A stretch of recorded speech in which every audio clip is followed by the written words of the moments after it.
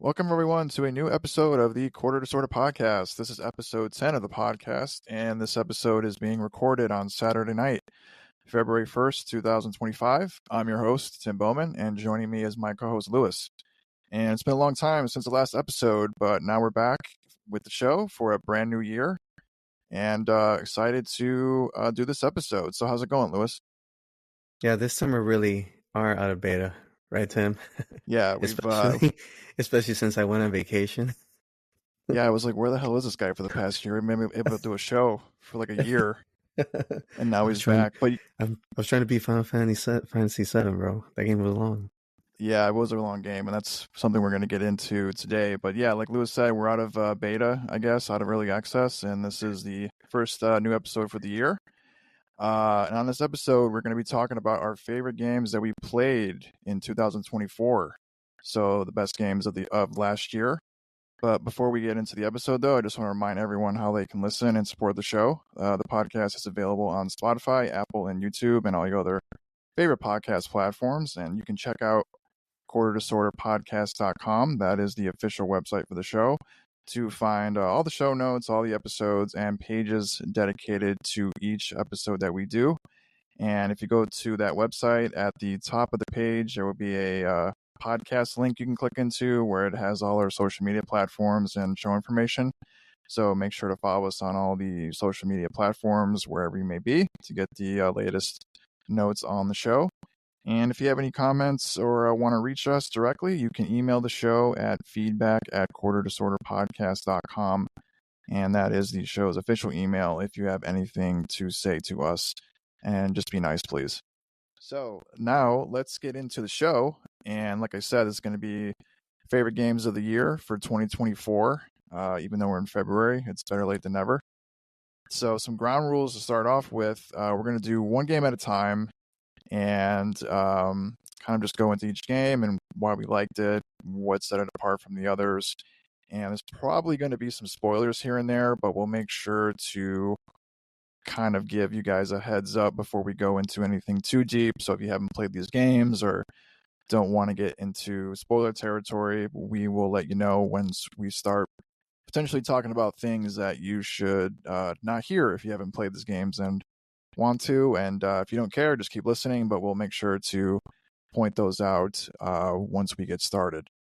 So I will go ahead first with my first game, and I'm going to do mine a little bit differently than Lewis's. I'm going to kind of break them up into different categories, and he's just going to kind of free talk his games. But one of my favorite games from last year's that was also put into the category of favorite indie game of 2024 is called Crypt Custodian. So Crypt Custodian is a Metroidvania game, platformer, that came out on August 27th, 2024 for basically all platforms, PlayStation, Xbox, Nintendo. And I played it on PC through Steam. I bought it when the game came out. And this is a really, really awesome game if you like platformers, Metroidvanias, of things like that. I know that Metroidvania label gets thrown around basically on every indie release now, but this really kind of sets it apart from most of the other ones, especially because it was only made by pretty much one guy named Kyle Thompson, who is an indie developer based in Portland.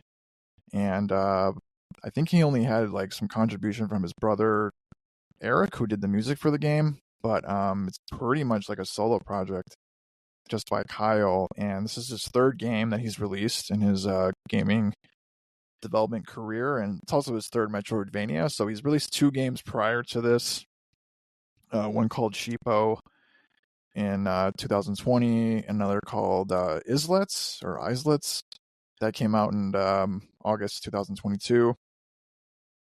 And this game actually got nominated for a few different category awards for the Indie Game Awards that took place on December 19th of last year. I believe it got nominated for Best Solo Development and also Game of the Year for that Indie Award show, which is really cool. So this is actually one of my kind of most anticipated games going into 2024, just based on what I'd seen prior to its release. So essentially, in the game, you play as a black cat named Pluto, who is sent to the afterlife after dying unexpectedly, because cats tend to do that. They run out of lives. Um, but an overseer named Kendra, who is kind of like this, she's like a frog or something. She basically decides who is good and bad in like the afterlife, and Pluto's like about to get into paradise essentially, and he starts the game off with like a broom, like when you first start playing the game. So you go around like smashing like vases and stuff, like to get learn the combat or whatever, like a mini tutorial. And then Mhm. Kendra in the game, she's like, "Oh, I was gonna send you to paradise, but what's this? You smashed up all this stuff and created a mess." So she's banishes him to um, clean up after the afterlife, basically for the rest of eternity. And you're kind of sent on this adventure to get into paradise and figure out what happened. And on the way, you meet all these different characters, and they're usually like all animals, just like other frogs and other weird animals and stuff, which is really kind of cool. But the one thing that really stood out to me was the kind of like when you first see the game initially, like the graphics are really awesome. Again, like one guy made this, so like the graphics, like the colors really pop out. It's very colorful. The worlds, each kind of world within this Metroidvania, like different areas. There's like a kind of like a grassy area. There's a mountainous area. There's like a winter area. They all have like their different color palettes and stuff. It's like really one of the best looking games I've ever seen. Really? Yeah, the have you heard anything about this or seen this one? I know I mentioned No, to you last year, but you were, I don't know if you I checked was it on out or I was on vacation. So I got a question.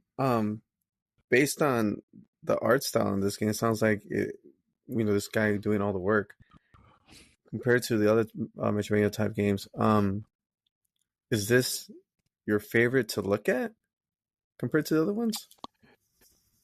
yeah, I mean if you look at something like Hollow Knight, which I played a little bit, that's I played that. That's a pretty good game. Yeah, yeah, what's that other one that was on like Xbox from, oh man, it was like an Xbox exclusive. I want to and it had say the like, same style like Hollow Knight, right? yeah, I want to Isn't say it that? like Oh gosh, Will the Wisp or something, or is that like a Spider-Man character? I that's think I'm probably mixing. Spider-Man. Character. Is Um, it like Orby or something like that? Right? Something. yeah, there was one on Xbox Yeah, several years ago. Um, it was I like know a one word. Mhm. someone's gonna Tell me. call us out because we don't know what we're talking about. But anyway, yeah, it's like those are really great. But I just think like the art style for this was like so awesome, and it kind of fits into like the mood of the game, where it's a very like, so By like the way, Metroidvanias, yeah, it was Ori Ori of in the the Blind Blind Forest. Forest. Yes, Yeah, I don't know where I got Will o' the Wisp from. I don't know what I was thinking. it's the Spider-Man characters. Yeah, but I think the art design for Crypt Custodian really fits the mood and tone of the game, which is kind of like a chill, laid back Metroidvania, but it does get pretty challenging. Mhm. Um, but if you look at like the classic stuff, like obviously like Super Metroid or something, like Yeah. it's cool, but like it's a really distinct art style because it's just the color palettes he uses. Hmm. Um, All but one person. yeah, mostly one person. I don't know if he had like people helping him with like testing and stuff, but he's kind of known his previous two games as well that I talked about at the top of the show.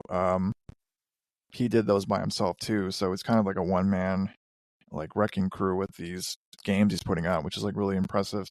But as you play through the game, I played this like when it came out, so I'm trying to just going off of memory here, but you kind of have 4 hearts for lives, and you really don't get. I think you can get like one more or a couple like through some side quest stuff, but like really like you don't really collect health. Like once you die, you die. So Hmm. it's kind of different. Makes it a little bit challenging. And the more advanced you get into the game, there's a lot more enemies. But you're also getting like new attacks and new powers, and like meeting. Essentially, in the storyline, you're trying to gather a crew of people to break into Kendra's kind of like, kingdom mansion or whatever that she's like Hmm. banished everybody from. So along the way, you're fighting bosses and like freeing people or meeting these other characters, like, these other animals, and they all have their own unique story. So you're getting more powerful and facing these more crazy bosses and all that stuff as you go through the game. And it was kind of like it's a Metroidvania, but it's like a top-down Metroidvania. So it's kind of like that Zelda style, the classic Zelda, like How do you Link to know the about Past. those? How do I know about Link to the Past? Well, Yeah. yeah, I haven't beat that game, but that's the running joke that I've never beat a Zelda game. But I do know the style though. But most of the Metroidvanias are pretty. They don't use that style. So that's kind of unique to it as well. And the more you get going in Crypt Custodian, like the map is, like the maps are really known in Metroidvania games for exploration and finding secrets and stuff. The map gets really kind of sprawling in certain areas you can't access until later in the game, even though because you need certain powers or abilities to like unlock a gate or jump over like a huge gap that seemed like impossible before. So even like areas that you previously explored, you're going to go back to them once you get more powers. So the game does a Cool. good job of like not really holding your hand, but it's kind of up to you to like figure out where to go, which I liked. So it's a little bit challenging, but like chill at the same time. I generally suck at games, so I was kind of dying a lot. But I think if you're pretty skilled at games, you shouldn't have a problem too much. That's good. I'm glad there's games that still challenge you, because I do feel like most games do kind of help out a lot of people holding their hand. So that's pretty cool. That's refreshing, I think. Yeah, because I mean, it kind of leaves it up to you to figure out where to go next. Hmm. I think you could buy like hints at the like item shop type thing, to kind Oh of like wow. point you where to go. Because like there was a lot of times where I just got completely lost, and I was just like trying to go back and figure out, okay, I have this new power now. Can I open this gate or can I jump over this thing? Now that so you're kind of doing a lot of that exploration yourself, Cool. and trying. And there's really no order. Like you can kind of go in different areas, but some areas are inaccessible until you get a new power or ability. But I felt like it was pretty a little bit open as far as how you approach the game in a certain way to a certain extent. Like obviously there was a design to it where you got to meet certain people in certain orders. Hmm. Um, but yeah, I mean the Metroidvanias are pretty known for like their boss fights, and this game had a pretty intense and challenging one. Like I remember one, I think it was called like the Moon Man or something like that. It felt like a bullet hell shmup because he was just shooting all these projectiles at you, and you're just trying to Hmm. dodge them and hit them. And like I said, you don't gain health, so if you die, that's it. Like you're not recovering health in the game, like maybe like another platformer would. Yeah. So they really had smart designs. Really enjoyed the bosses, and I just really like the storyline, the backstory of all these different kind of animals and friends. They're kind of it's all like sad and melancholy, and like Yeah. they either miss their owner or they miss their partner. Like maybe Yeah. they're it's like So it's another I don't. so it's a Mhm. game that kind of give you like purpose. Hey, I want to go through these and see it through for these characters. Yeah, yeah, you do, and you also get like collectible items, like side quests that kind of reveal more of their like story Oh, that's cool. as you meet him. So it was like, yeah, Kyle Thompson, he put a lot of work into this. It was like really impressive for like one guy to do all this work. Yeah. Um, and I can't really. I was really surprised because I was hyped for the game even before it came out because it first got announced in June 2023. That's when I kind of Hmm. first heard about it. And I played a Steam Next Fest demo of the game in February 2024, and I was like, okay, this game's going to be really good. But when I actually played the final release and beat the game and went through it all, I was like, this is like one of my favorite games of all time. I was like Oh super wow. surprised.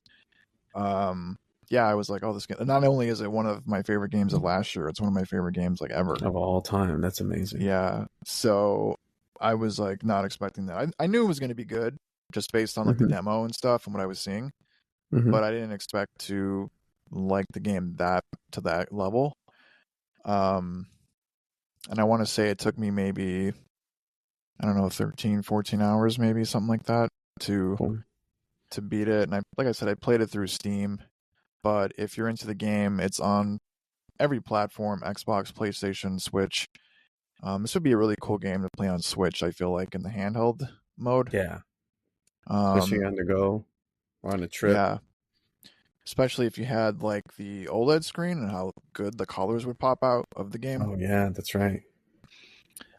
But yeah, I mean, just top to bottom, Crypt Custodian was just really a great experience. And I know like we talked about earlier, like Hollow Knight is like always regarded as like one of the top ones ever, and Mm-hmm. other indie games of the past several years. But I really feel like Crypt Custodian and Kyle Thompson should be like up there for me.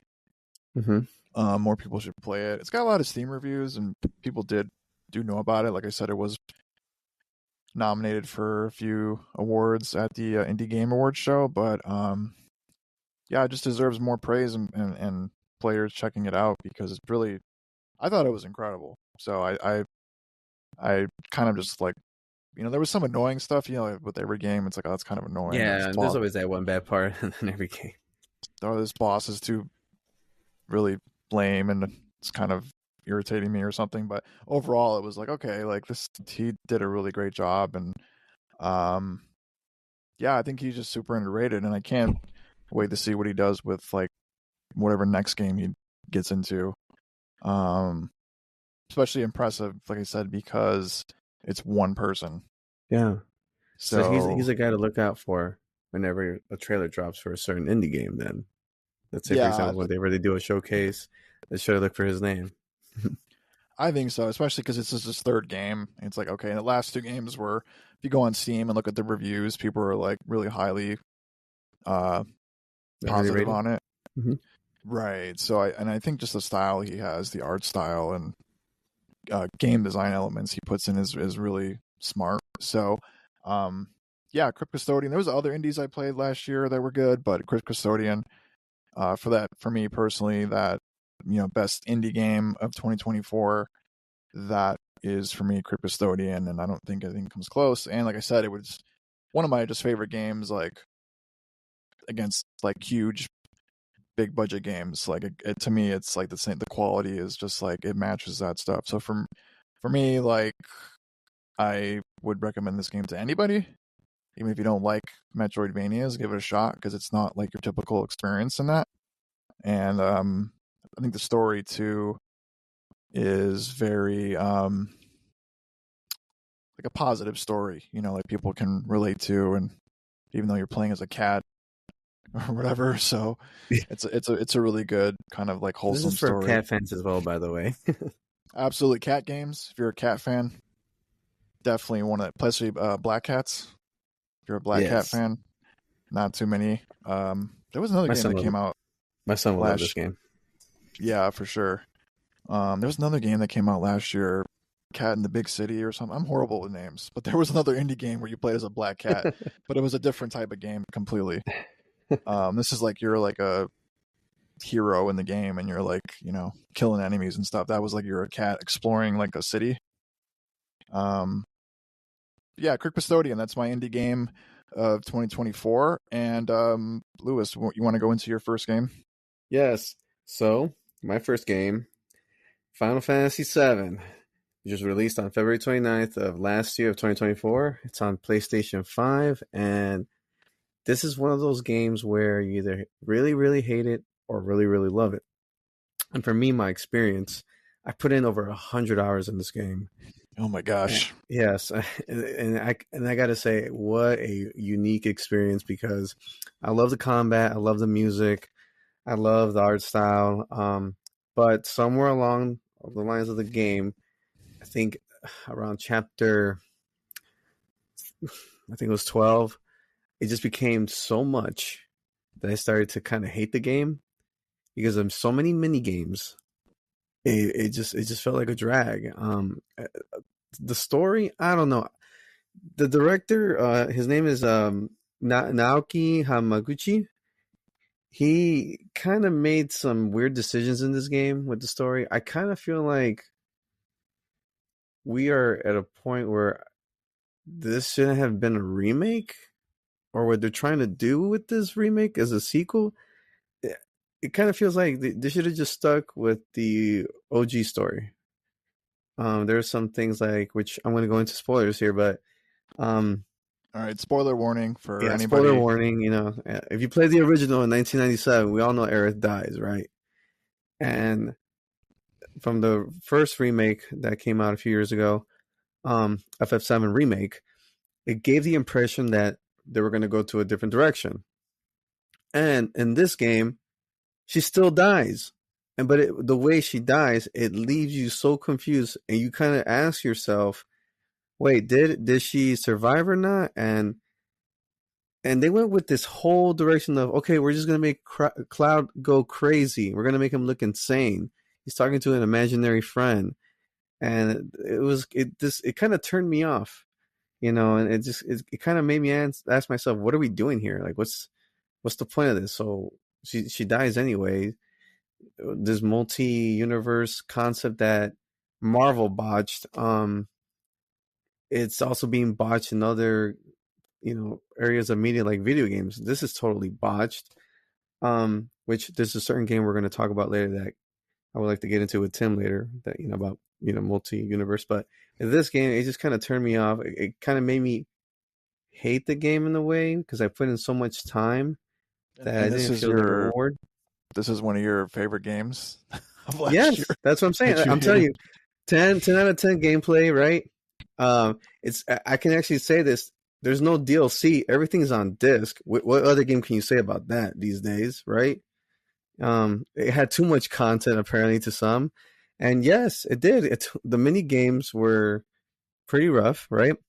But the music, the graphics, um, it was great.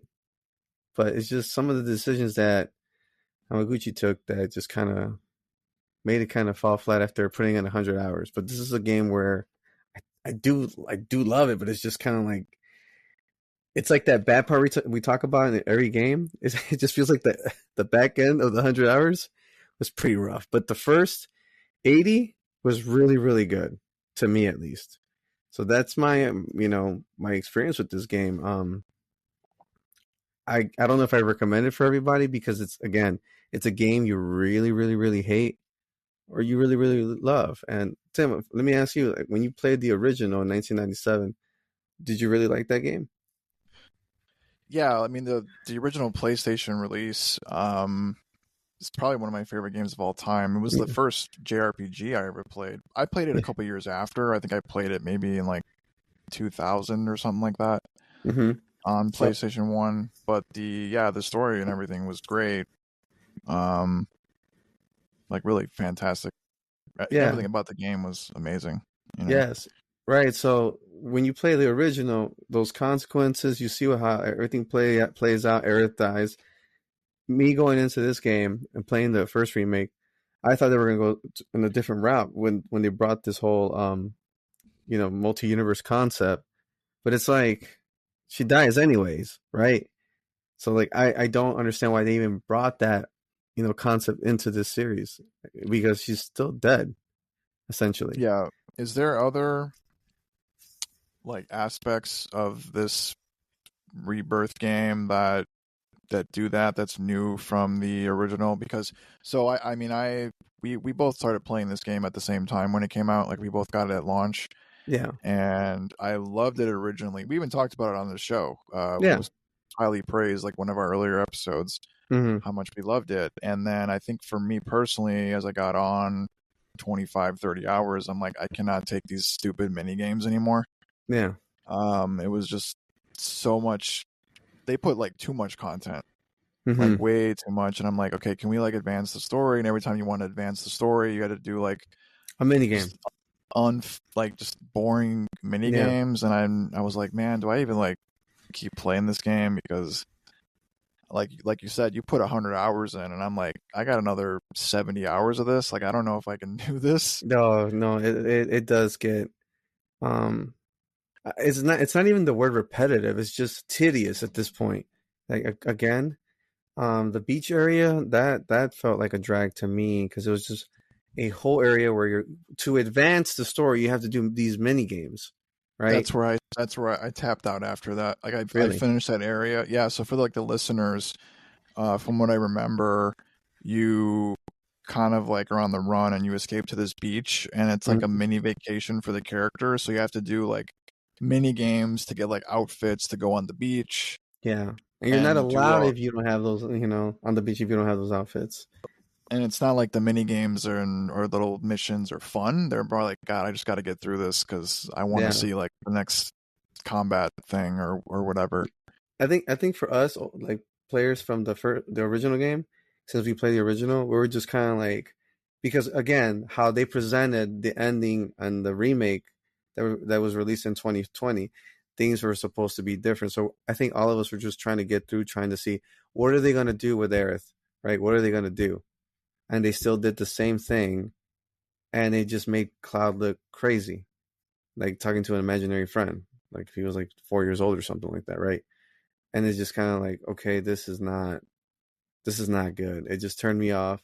Made the last couple of you know, few hours, which was over 20 hours, like, oh my god, I can't believe this is bad. Story, okay, story I would say is probably like 2 out of 10, but everything else, concept, art, like the visuals, the gameplay, was a 10.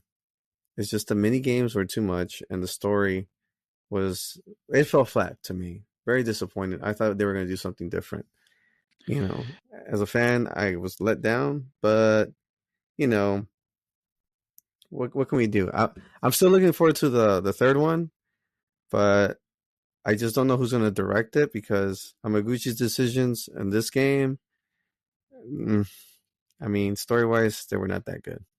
But that's my first game that I liked because gameplay wise it was great, and the music's fantastic.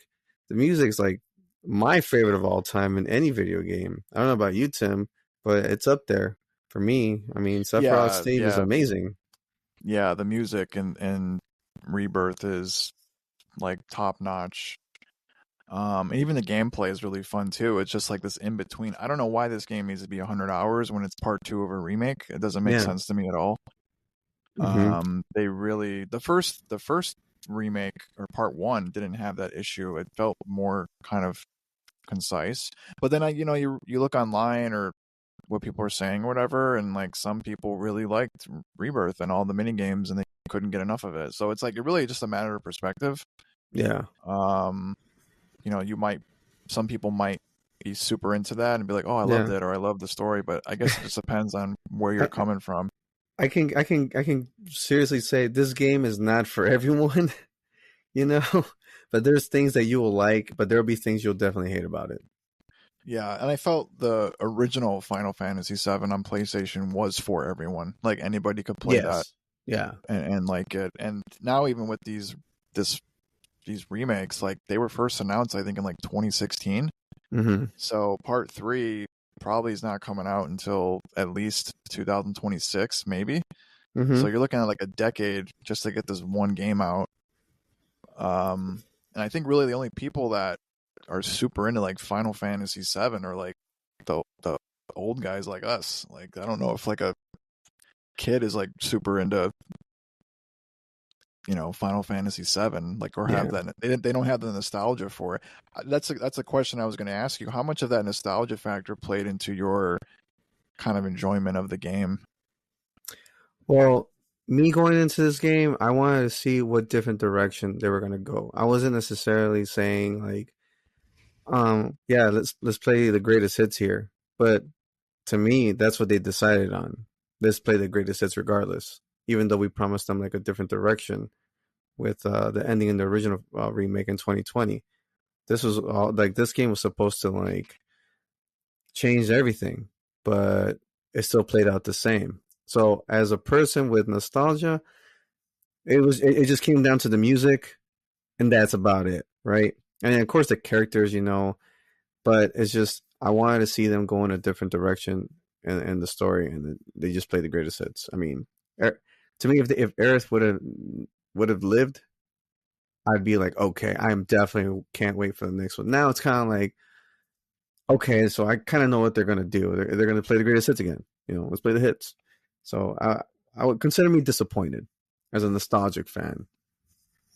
Yeah, so it's kind of like this weird love-hate relationship with a game where it's still one of your favorite games from last year, but there was like, man, like there were some parts that you just absolutely just did not like. Yeah, I did not like. It sounds like. Mm-hmm. So, yeah, like I said, I kind of gave up after 30 hours, so you're a braver man than I am for Yeah, Tim going got me a 100. protein shake for when he visited. Yeah, I did buy you a I said if Lewis could beat this game, I would buy him a protein shake, and he ended up beating the game. I think out of spite. He probably just hated the game. Yes, He's like, here's I'm the gonna way. do it. That like Who cares about $5 Final shake. Fantasy? Give me the gains. Yeah. Um. Yeah. Really, I think it's probably one of the more divisive games that came out in recent memory, especially last Yeah. year. But it's kind of cool to hear your perspective, especially because we played the original. We were there for it. Yeah. So, all right, cool. So I'm gonna get into my next game here, and there was a lot of games. Actually last year I played like the most games and beat the most games since probably like my early 20s. So I Mm-hmm. kind of had like a rejuvenation a bit, like back Mm-hmm. in my prime almost. It was kind of crazy. So I played like a bunch of games, and I got into like a lot of games in my backlog, or it's just stuff that I was wanting to check out. So another category for me is my favorite games not from 2024 that are my other games of the year. I have two, and one I'll talk about first is Control, which is by Remedy Entertainment. Amazing The game. Max Payne, amazing, right? Yeah. So these guys are the people behind the Max Payne franchise and Alan Wake. And Control originally came out in August 2019. And I don't know why, I just never played it at the time, even though like I really love Remedy and they're one of my favorite developers. I just, for some reason, just never played it. I don't know why. But I got the game for like $10 on a Steam sale around last summer. And I was like, okay, let me like really get into this game. So essentially, the Control is a third-person action game about a woman named Jessie Faden who kind of goes to this. It's basically like it's like a FBI headquarters, but they call it the Federal Bureau of Control, the FBC, and it's in this like huge building, and she's looking for her missing brother, and she believes that he is in this building. Mm-hmm. But the FBC is essentially a secret government agency that kind of investigates like paranormal activity, and they like collect these items that alter reality, and just all this crazy stuff happens if you like touch them, or people change or they disappear, and just it's like super crazy storyline, like out of X-Files or something, like X-Files show. So she goes to this building, and within the beginning, like uh, the headquarters goes into lockdown after like a paranormal outbreak happens with one of these kind of crazy items that like threatens the entire world essentially. And she's kind of stuck in the headquarters, which they call the oldest house, which itself has like these, it's the building is basically like alive essentially. So it has its own powers and kind of aura to it. And she kind of is going through the building to kind of clear certain areas and rescue FBC authority figures and soldiers and stuff like that to get closer to finding out what happened to her brother, who she hasn't seen since they were kids. And you kind of learn more about the story of her, and she gets like all these powers. And early on in the game, she actually becomes the like, I don't know if it's like the president or the head of the FBC, because the former head basically dies like right in front of her. So she's like the president now. Like she starts off as like it's just a crazy like story. But anyway,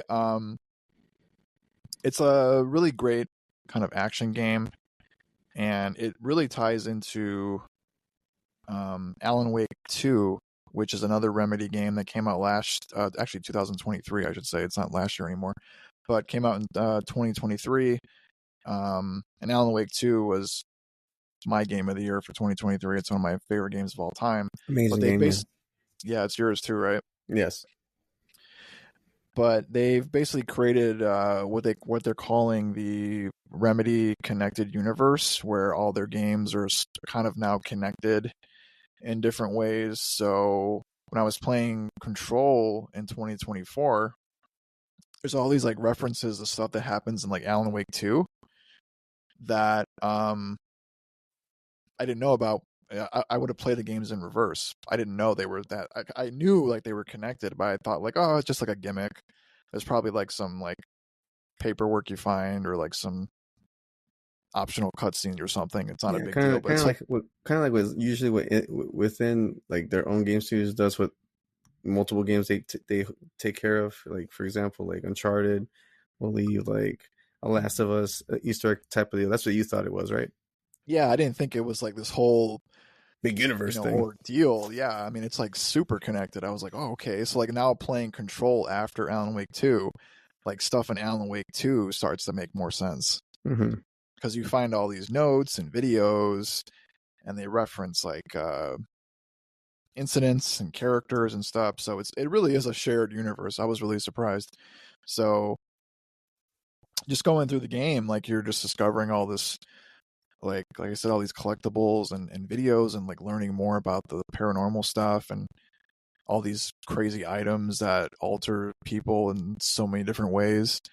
And I just kind of really got hooked in the game and ended up beating it, completing the story. Thought it was super creative, super awesome, made you really like thought provoking, really interesting. Definitely like a highlight of like the video game medium, which is basically everything Remedy does is. Yeah. But I was like, oh, this is like one of my favorite games ever. Um, Which, by the way, I'm shocked that it took you this long to play this game because when I played it when it came out, I mean, I got sold off the trailer. I mean, seeing her do her powers, um, I was sold on the game immediately. So when I bought this and I played it immediately, I thought it was one of the greatest games I've ever played. When you told me you were playing that and you hadn't played it before, I was very, very shocked. yeah, it is kind of weird because I did buy like a copy on PS4 and I still have it sealed. I just never opened. I don't know what happened. I just bought it and never played it. I know when the game first came out, it had like technical stuff, and they patched it and Mhm. then re-released it. I think on PS5, right, Yes. and other platforms and stuff. So the only thing I will say is the combat did get kind of annoying to me.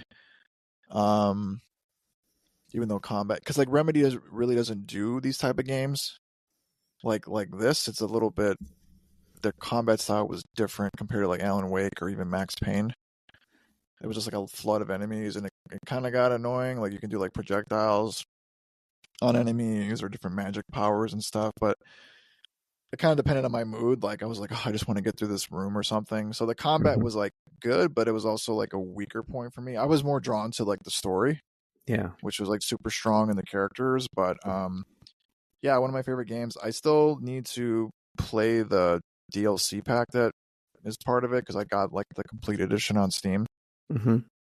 But ran great on my PC, looked phenomenal. The cutscenes were super cool. Like it's a mix, just like they did with Alan Wake 2, which is a mix of video game cutscenes mixed with like real human actors and really great performances and just like really trippy. Like if you like X Files and Twin Peaks and Yeah, shows this like is up your alley. Feel like if you're really into that stuff, but that super into that that. X Files comparison, amazing. That's the best you can describe this game. Right. So that's game, it took me what 5 years to get around to, but super worth it. Um especially if you haven't played any of these games, I would definitely look up like the best order to play them with this connected universe to kind of figure out like you probably would play like Alan Wake and then Control and then Alan Wake 2 and then Mm-hmm. I don't know like where I think they're retrofitting Max Payne into it Yeah. as well with like some of the stuff. Yeah. So yeah, anything Remedy does is great, but Control is really awesome. And if you have, on PC, it usually goes on sale all the time. If you have it on console, you can probably get it pretty cheap too. Highly recommended. So that's one of my favorite games, not of 2024. That wasn't from 2024, and yeah, highly recommended. So moving on, Awesome. Lewis, if you want to talk about your next game of the year. So I played Ronin, Rise of the Ronin, which was released on March 22 of 2024. It's only on PlayStation. I like this game. It's a pretty tough game. It has the Demon Souls type difficulty attached to it. I actually had to play on very easy, to believe it or not. Very I've never done easy. that with yes, I've never done that. The only reason why I can't do it with the like Dark Souls or any of those types because they don't offer that. But for this game, I had to do it to get through it. And the it takes place in 19th century Japan, and you start off as a masterless samurai, and the game kind of opens a view like helping this young kid like escape this village. So like as you play the game, you kind of learn how to play, and as you go along the game, you're the characters that you end up picking because like the parents die obviously, and then you customize male and female how you want because they're brother and sister, and you make them however you want. You can long hair, short hair, tattoos, and whatnot. You customize them however you want, and then you you can choose between as you're combating these enemies in the beginning part of the game, right? So whenever an important part of the game, you have to make a choice who you want to be, the brother or the sister, and that sets up the story of trying to avenge your family. I'm not going to spoil the game because I think everybody should play this game. So as you go along the game, you will be in this open world map where kind of like Assassin's Creed, you got to do these objectives where you collect cats. Believe it or not, it's another cat thing. Cats are very popular. Take over. We'll go into these small villages and take over like little.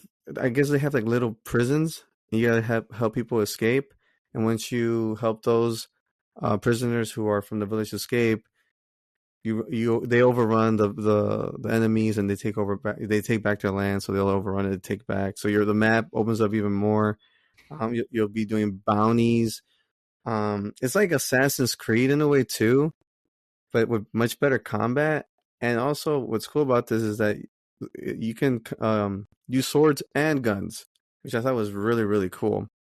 And you can upgrade your armor. You can meet these merchants where they have like so and so equipment, and then you gotta find these other merchants that are like, I guess they call them like if I remember right, it was like kind of like the black market merchants, and they have the cooler things, but they're like here and there in between villages, so you really gotta look for them. I thought that was cool. You can grapple along buildings whenever you're trying to escape, and I think this game was really fun. I didn't finish it.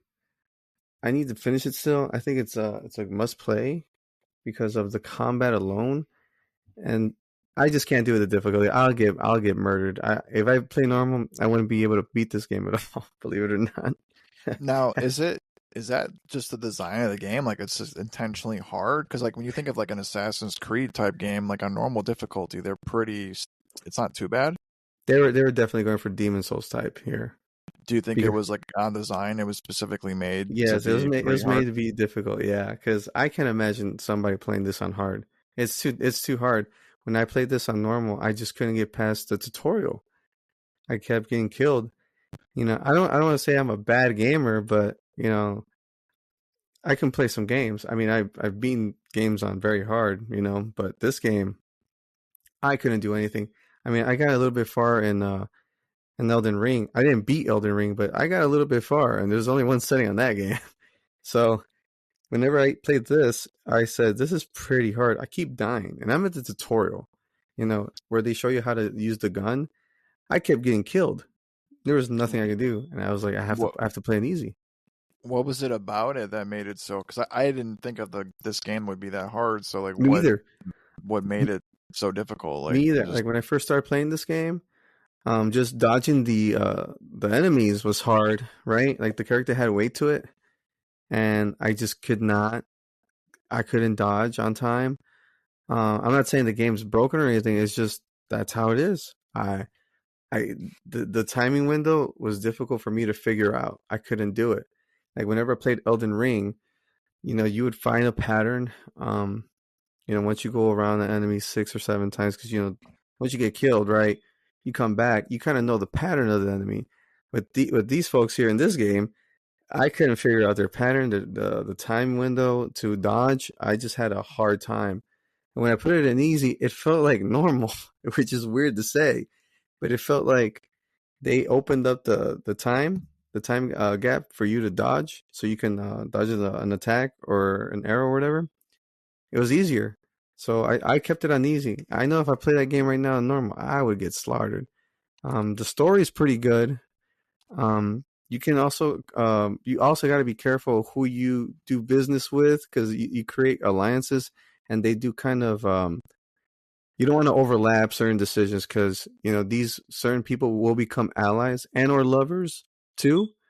or And lovers. Ooh. yeah, or lovers, yes, yes. If you if you're a guy, you can with a guy, and then a girl, you can go with a girl too. It's up to you how you approach these characters and allies, because you can gift them things as well, which I thought was pretty cool. And you can invite them to your you get a house eventually, and you can decorate the house as well, however you want it. You can set your armor there and display your armor, whichever equipment that you have that you think you don't want to destroy because you think it looks cool. You can hang it on there as well. So I thought that was pretty cool that they added that as well. But yeah, there's certain features like that too, where you date certain characters. I thought that was pretty cool. Yeah, the going to the difficulty. I don't know if you mentioned it. I think you did, but it's a Team Ninja game, Yes. so that explains the difficulty because these are the Ninja Gaiden guys and Neo and all those like super Yeah. hard combat games. So now it makes more sense. Like, okay, hmm yeah, you're probably getting wiped. Oh, Right. I got wiped so fast. I mean, even then with Ninja Gaiden, I didn't have difficulty. But with this game, I don't know why. I just couldn't find the time window to dodge correctly in time to not get hit. I got slaughtered. I got wiped all over. I mean, I probably died. I'm not kidding. Probably around 26 to 30 times, and I just said, I gotta lower the difficulty, or I'm not gonna be able to play this game. Yeah, or you can like pay somebody to beat it for you and claim that you Pay beat my it. son. Right. Yeah, Yeah. with like somebody with better reflexes than you that can Yes, actually get yeah. through this. I mean, I'll tell you what, like my reflexes are pretty good, and this game really challenged that, really, really challenged that. I mean, I'm not embarrassed by it, but it's the first time where I put a game on easy. I'm used to putting it on normal and getting through it on normal, or just giving up later on normal. But this is at the tutorial. I got wiped. This was at the main menu when you press start. It Yeah, was too press, hard. yeah, just tap. It was like, why is this so hard to get to This this is so menu? hard. Yeah. But Um, yeah, the music was great. Art style amazing. The voice acting's pretty good as well. Um, difficulty, it's again, I recommend playing it on easy. If you want to enjoy this game, which I think it's a good game, it offers cool things, like alliances and all that, who you want to date, collect cats, bounties as well. I think it's pretty cool. I did feel like a yeah, samurai too, by the way, which is really yeah, cool. I love samurais. that's pretty cool too. I was gonna mention that samurai aspect. hmm How many hours did you put into the game? Put Until in I know you didn't beat it, but how much did you play? 27 hours. Okay, so Yeah. would you say it's maybe like a 40, 45 I'd say it's a hour. 40-hour game tops. Yeah, yeah. Okay. And one thing that did I noticed right away. I know we talked about Final Fantasy VII. Like I did side stuff, right? And it didn't feel like a burden. It didn't like feel like tacked on. It felt like, hey, this is this cool thing right here. Bounty hunting. All right, I'm down. And I would do the mission, and I wouldn't feel like it felt like homework. You get me? Yeah, it's not like that Assassin's Creed model where you just absolutely start hating it, Yeah. after a little bit. And the first Assassin's Creed did that to me, and that's why whenever the mini games in FF7, I felt like homework too. Like I always remember that first game, but this game it didn't feel like that, which I thought was a positive. Nice. So are you going to go back to it and wrap it up? Because you did put a lot of time into it. So Yeah. Oh yeah, I do plan on. Yeah, I plan on finishing it because the story is really good. I don't want to spoil it, because the dynamic of this game, what interests me is like it's samurai, right? You're a samurai, and there is nothing cooler in the world than being a samurai. So that's the only reason why I'm going back to it. If it was just like a Western game, I probably wouldn't go back to it. You get me? Just because I think samurais are badass. yeah, I saw this when it came out, and I was like, oh, I'm going to get it later, and like I never did, but I still do want to play it. Hmm. And it's also coming to PC finally in March, on March 11th of this year. Okay. I think So you it should was pick it a up. yeah, it was a yeah, like I said, PS5 exclusive, now going to PC. So if you haven't played the game yet, I guess there's like another way to check it out. I'll probably have to play on like I'll probably just pay somebody to do it for me because I can't even get through these games. Um, but yeah, Team Ninja, they do some really great stuff. It seemed like this game came out and it just came and went, right? Did you get that feeling? Like it Yeah, it's didn't really because get we were still riding the Final Fantasy VII wave. That game took hours to beat. So, I mean, this came out the 22nd of March, right? Final Fantasy came out on the 29th, essentially March 1st, right? Come on. So they were still riding that wave. Um, I think it fell between the cracks, and then you had Stellar Blade that also came out immediately after in April. So it got lost in right. the shuffle.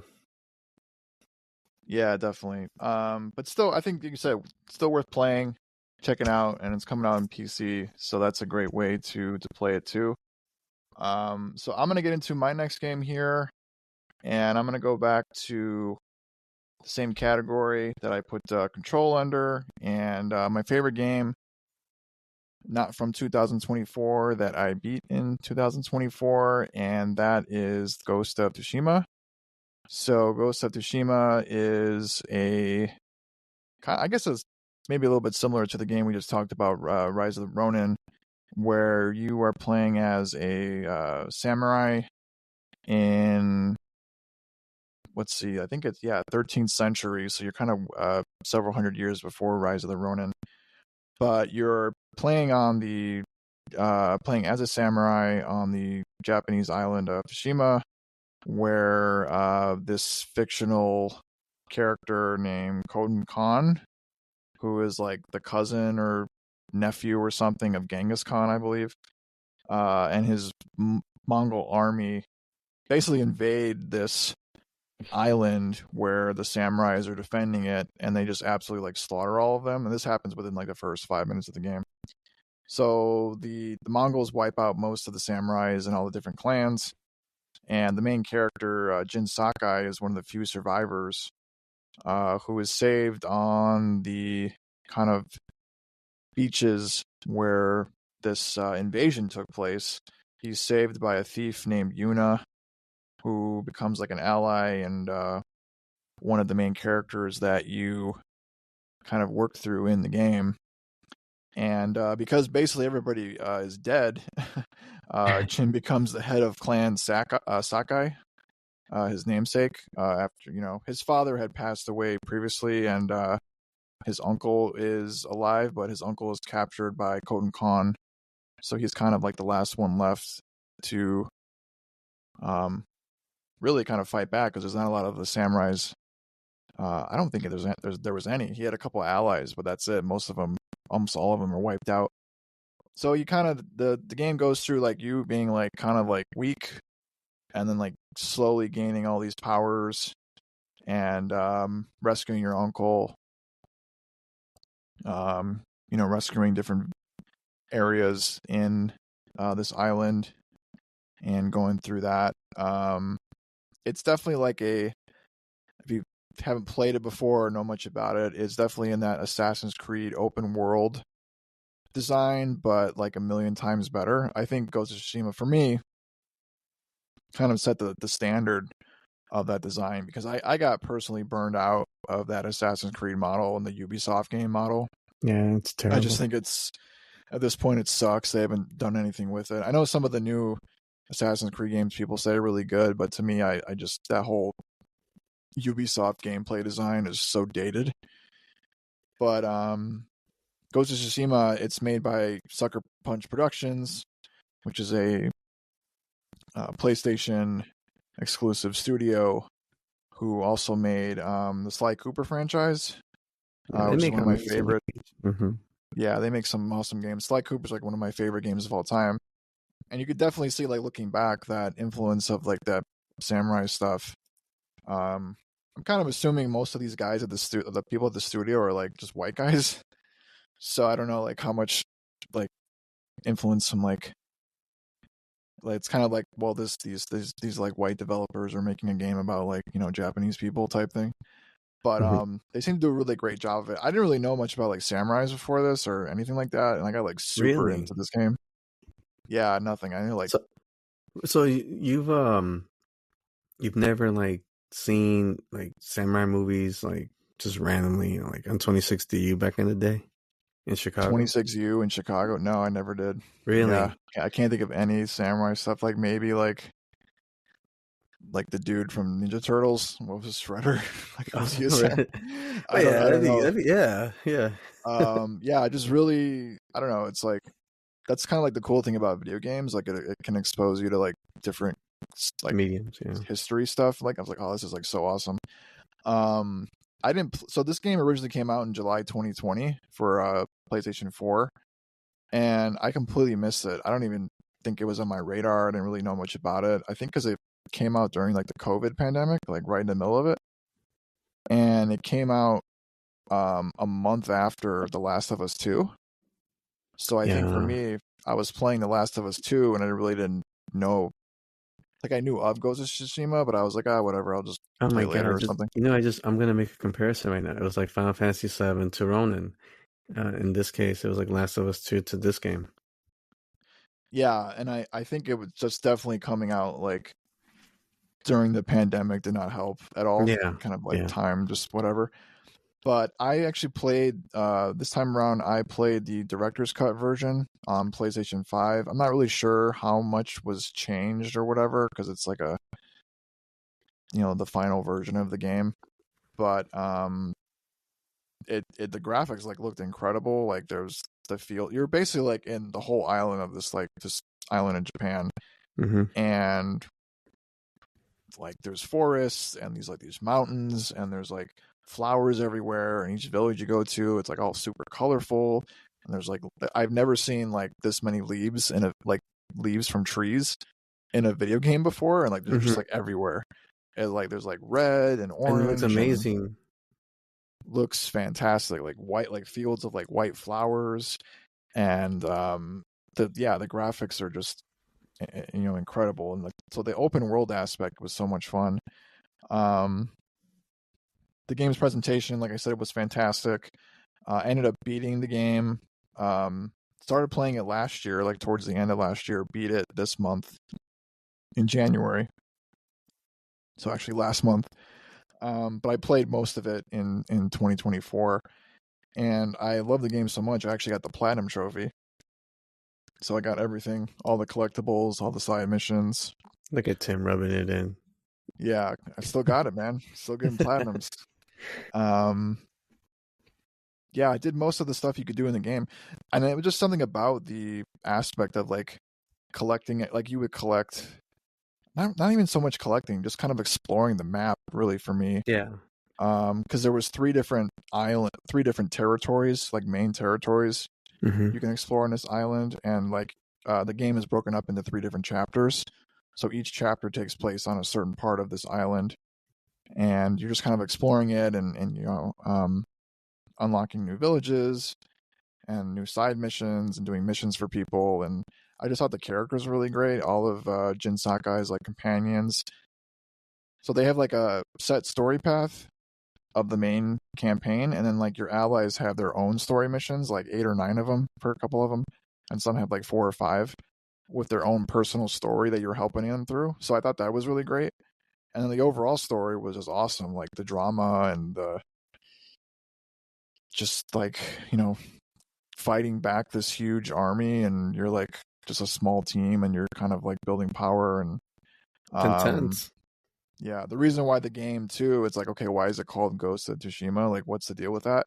So Tsushima is the island you're on, and eventually Jin Sakai, he gets the nickname Ghost because he's like just ruthlessly killing all these Mongols and armies like around the island, and he gets like this reputation as like they call him the Ghost because he just shows up, and like, you don't know he's there, and he like wipes out everybody and becomes like this mythological creature, not creature but person, where people are like telling stories about him, and he's like, yeah, that didn't really happen.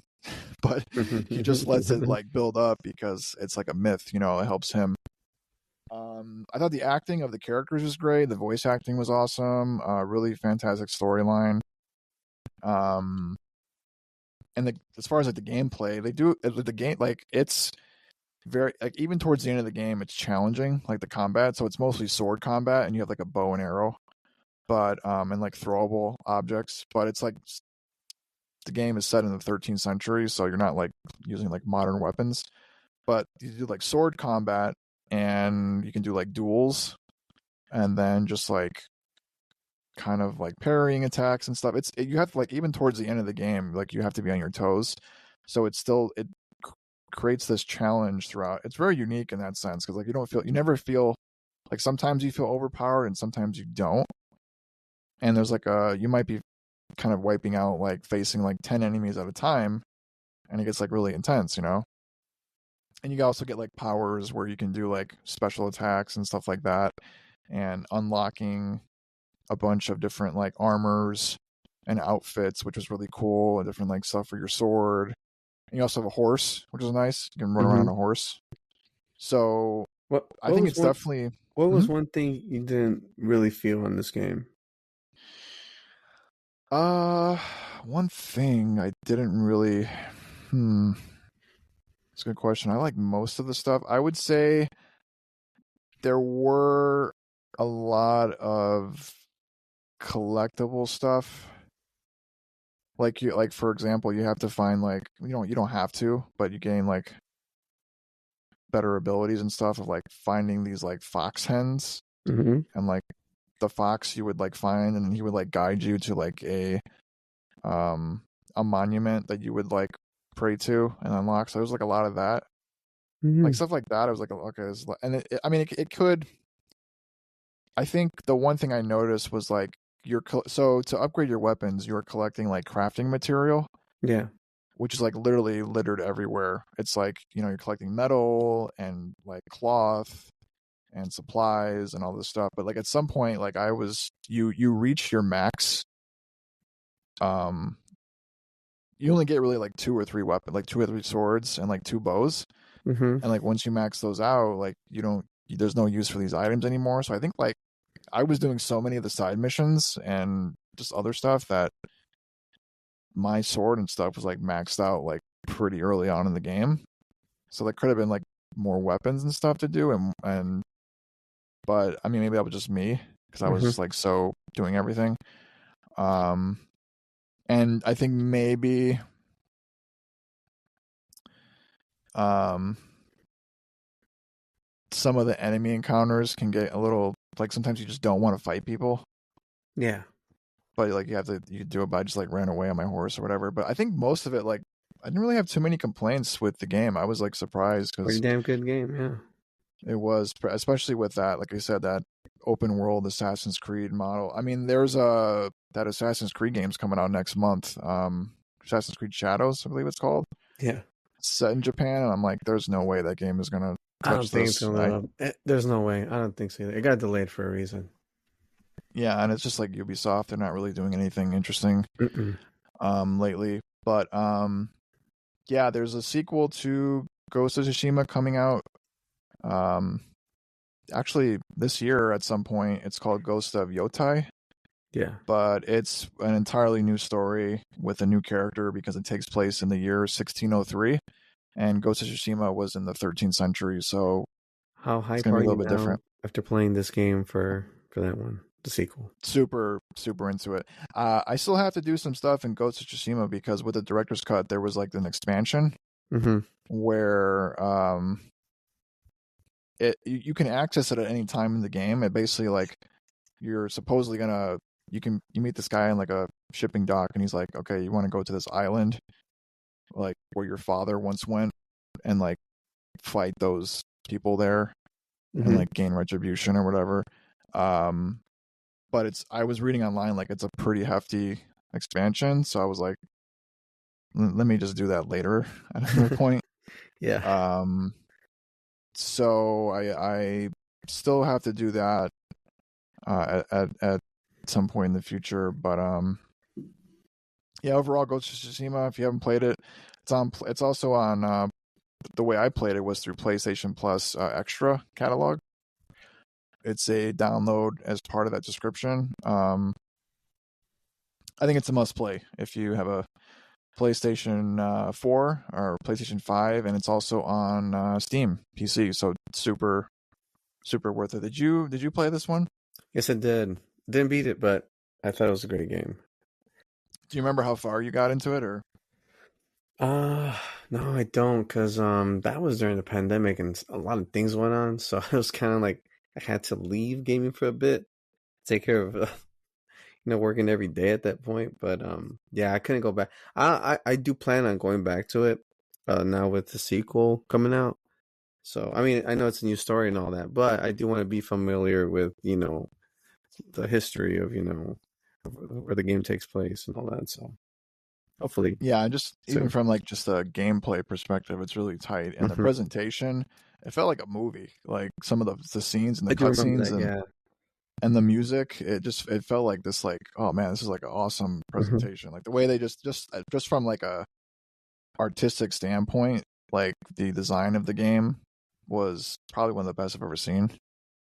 Especially like the ending was Hmm. like, oh man, this is like out of a movie. It felt Wow.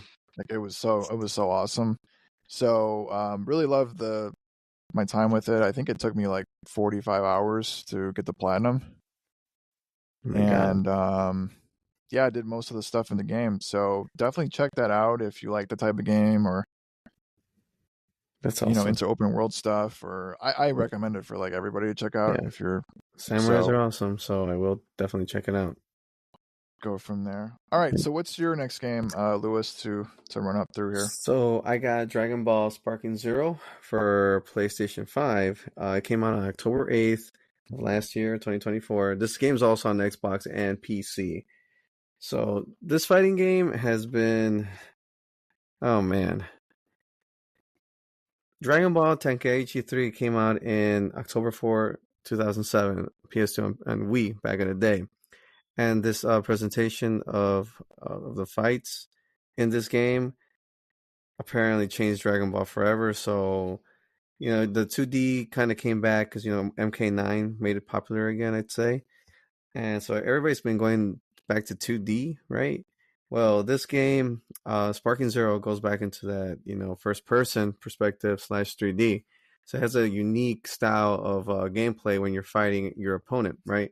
So everybody's been waiting for this game to come out for a very long time. And I know the creator of Dragon Ball passed away last year. So like, and then anime also came out around this time with this video game called Dragon Ball Daima. And so Dragon Ball hype was very, very popular when this game was released. And the nostalgia of from the original Tenkaichi 3 fighting style, which was from 2007.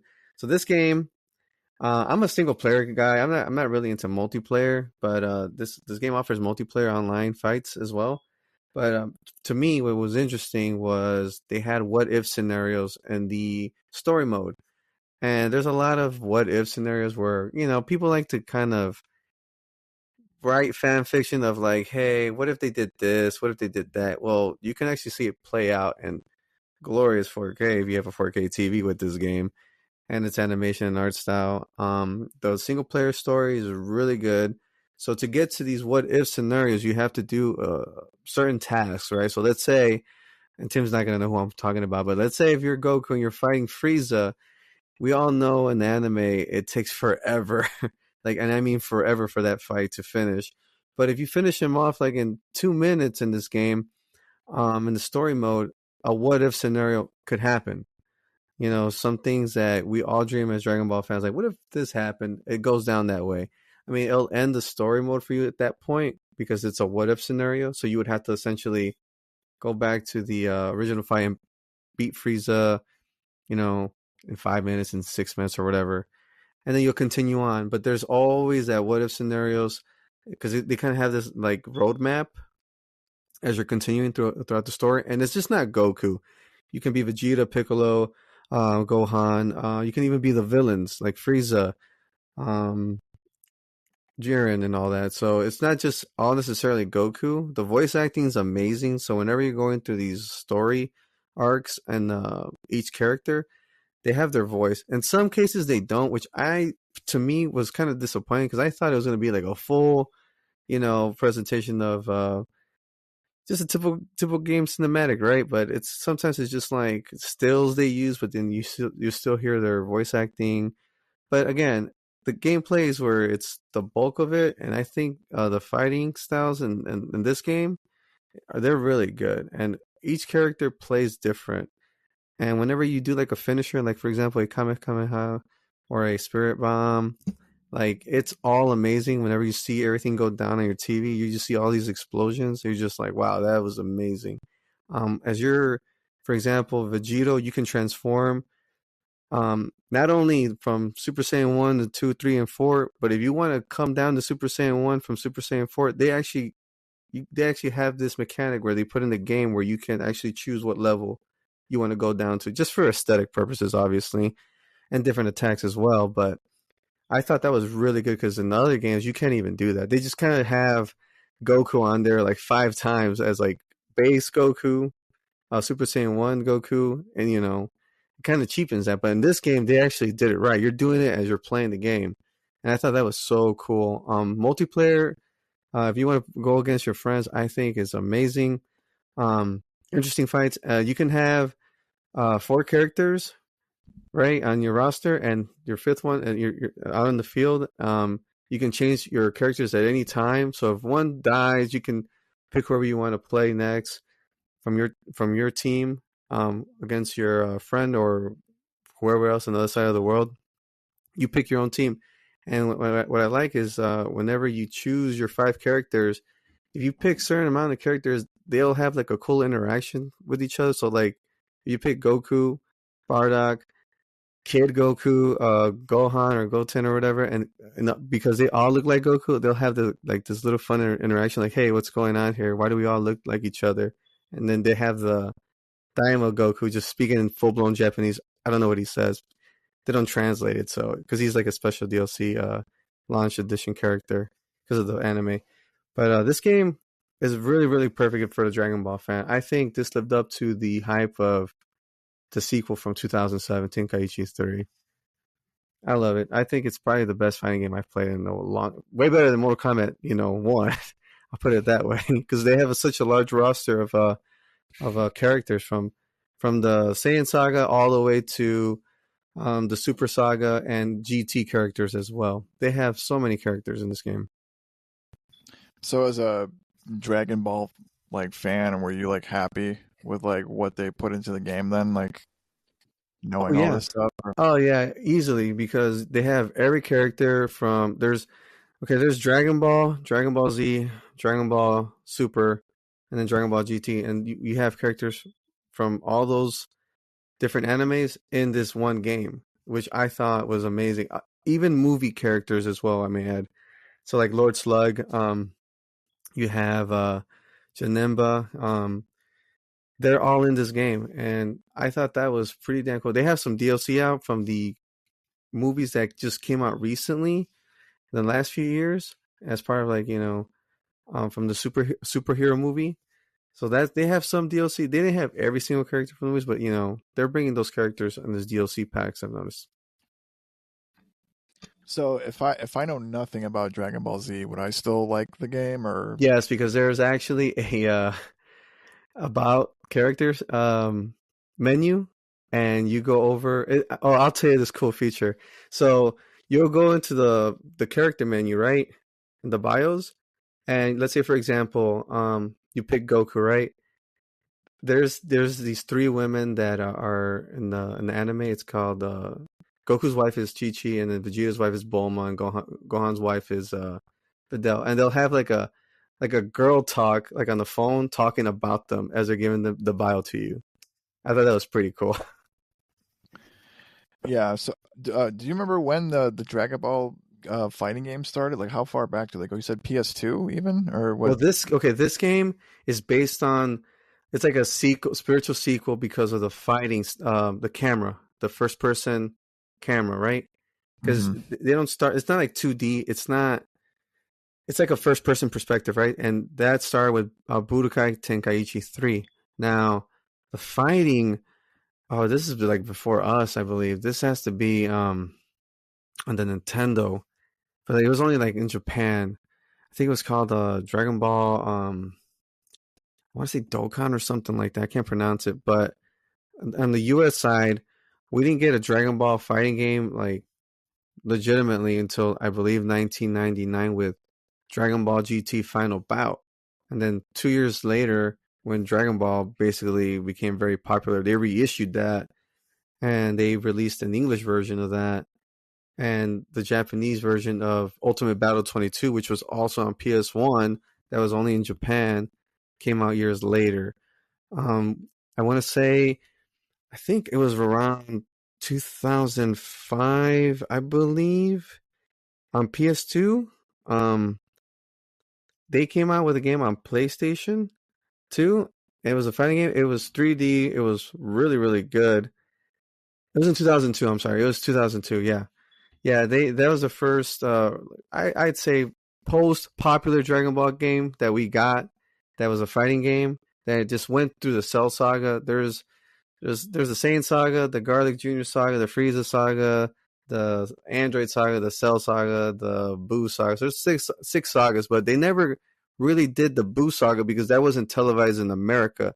So for years, like me, because I didn't watch, the anime from Japan. I just watched what Cartoon Network gave me, which was all the way up to the Cell Saga. So you would essentially watch episode one, and then you go through so many sagas, and then once you got to the Cell Saga, which is like the fifth saga out of six, there's these characters they're selling on T-shirts that you're like, who's this character? Maybe they'll show them eventually on TV, but then they would restart it. So I guess whenever they released the first game, they only released it up to the Cell Saga for that reason because they didn't want to spoil anything for everybody and here in the United States at least.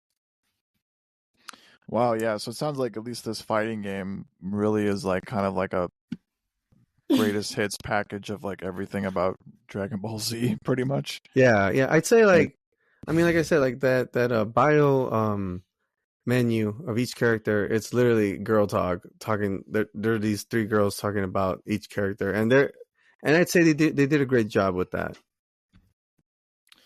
awesome. So are you still playing it, or do you kind of shelve I it, still or just play it have here it and there installed? because there's people at work that just will challenge me, and you never know whenever I want to throw down. I want to be in tip top shape for Yeah, you just be fit, be ready. Yeah, be Any ready like because I mean, whenever MK11 came out, and I had to stay in tip top shape. Nobody beat me, so I do want to stay undefeated in fighting games at least with my friends. yeah, so you're gonna go into 2025 with that crown, King of Dragon Ball, Yeah, of course. King of Ball crown. Yeah, All right, yeah, I might have to check this out, because I remember you telling me about this, and I was like, okay, yeah, sounds kind of cool, but I've just never really gotten to Dragon Ball and Dragon Ball Z, but it does sound like a fun game, at least. So which I will not condemn you in any way because there's this kid at the gym that works. He's never seen it, and it's like Dragon Ball on gym culture is very, very, very, very heavy. Yeah, I do know that from yeah, for sure, with the whole Literally just muscles. everything. Yeah. Yeah, for sure. All right, so I think we're getting to the last game from each of us, right? And Yes. it is the same game, and it just happens to be both of our games of the year Mm-hmm. or game of the year for 2024. And that game is Silent Hill 2 Remake, which is my game of the year. And I know Lewis said that's his too. Yes. So we kind of came to a consensus that we both love that game a lot. I mean, I did for Yeah. sure. I think this game should be played by everybody. Seriously. Yeah, I think so the one caveat is I didn't play um Indiana Jones that came out last year. I had played it on my or I bought it from I pre-ordered it on my PC and then my PC had a bunch of issues and couldn't really use it.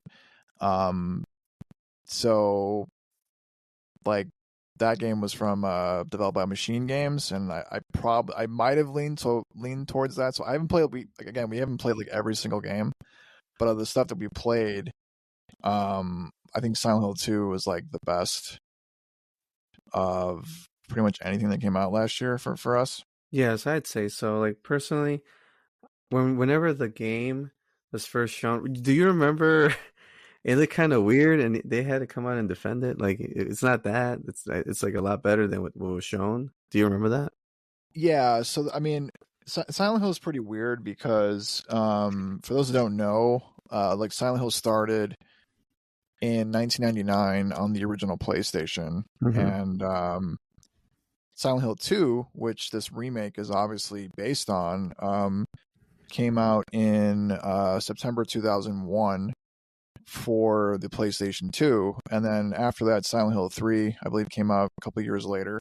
So those are like the core games of the franchise because they continue with it, like Silent Hill 4: The Room, and I think after that, like in 2008, was Silent Hill Homecoming. But there was like diminishing returns, and there was like different development teams. Yeah. So really, it's those core first three games. But the last Silent Hill game before this remake was Silent Hill Downpour, which came out in 2012 for PS3 and Xbox 360, and that was like a Western development team. The original Silent Hill games were made by a group called Team Silent, which was a Japanese studio. So the last game in this Silent Hill franchise was 12 years ago, and it kind of just disappeared after that. I mean, the only really thing that they had was after that they did I guess you would call it like an HD collection of Silent Hill 2 and 3 for I think it was 2 and 3 for the PlayStation 3 and Xbox 360 that Konami put out, and everybody just like hated it Oh, because like hated it.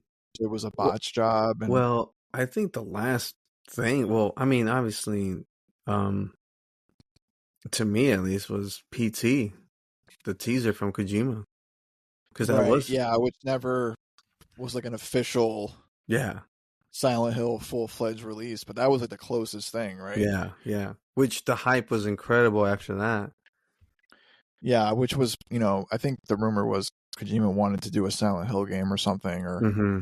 what that was. But yeah, I mean, the Silent Hill proper was pretty much dormant for Mm-hmm.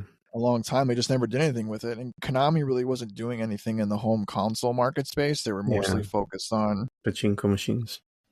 yeah, pachinko machines and I think some mobile stuff. So they really Yeah. weren't doing it. But at least in the past couple of years, Konami started to come back and get back to their core franchises like, Silent Hill, Metal Gear Solid, Castlevania.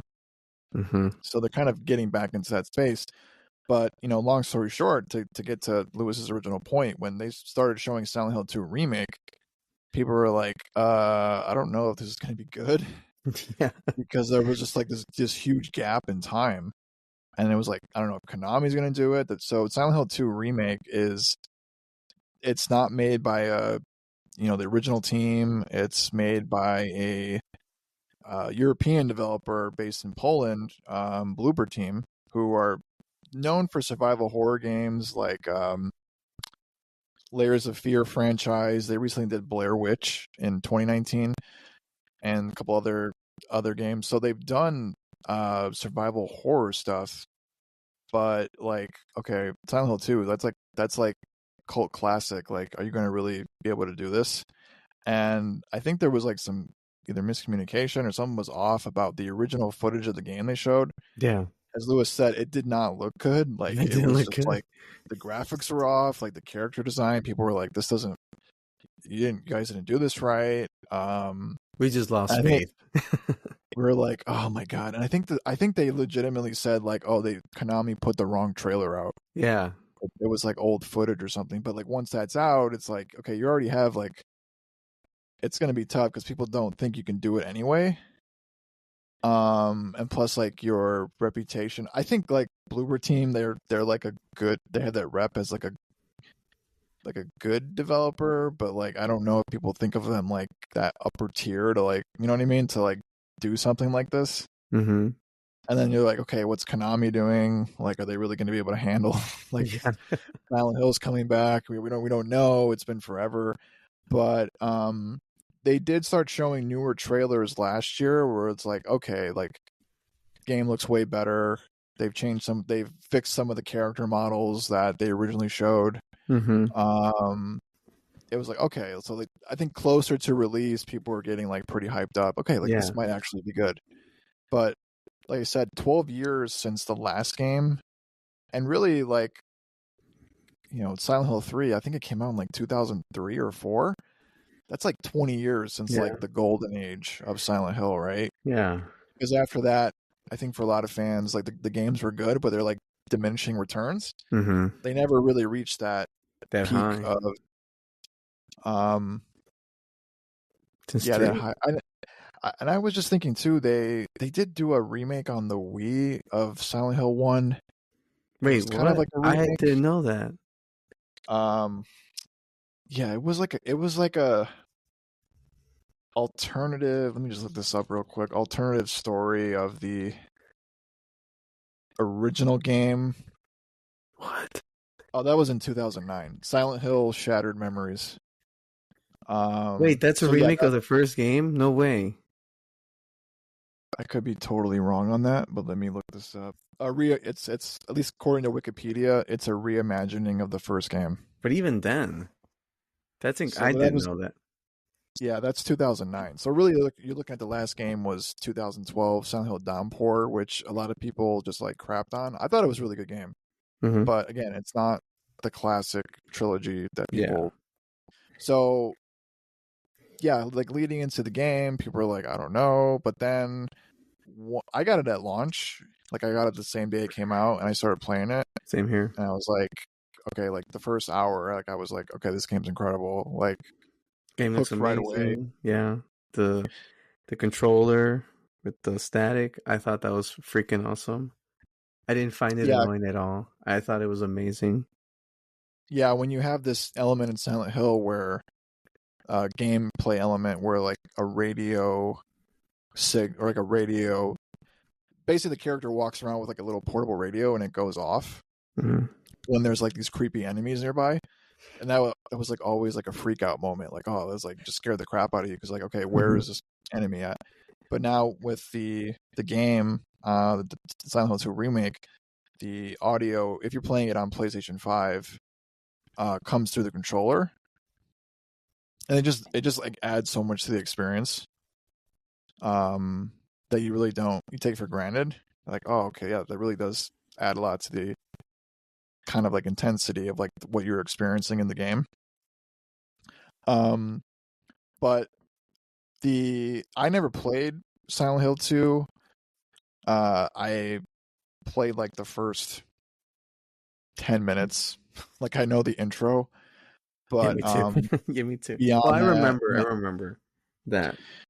yeah, like I have a copy of the game that I still had during like the PlayStation 2 era, Oh my god. but I never really played it. So I didn't really know anything really about it besides like that intro scene So, where can, can I James.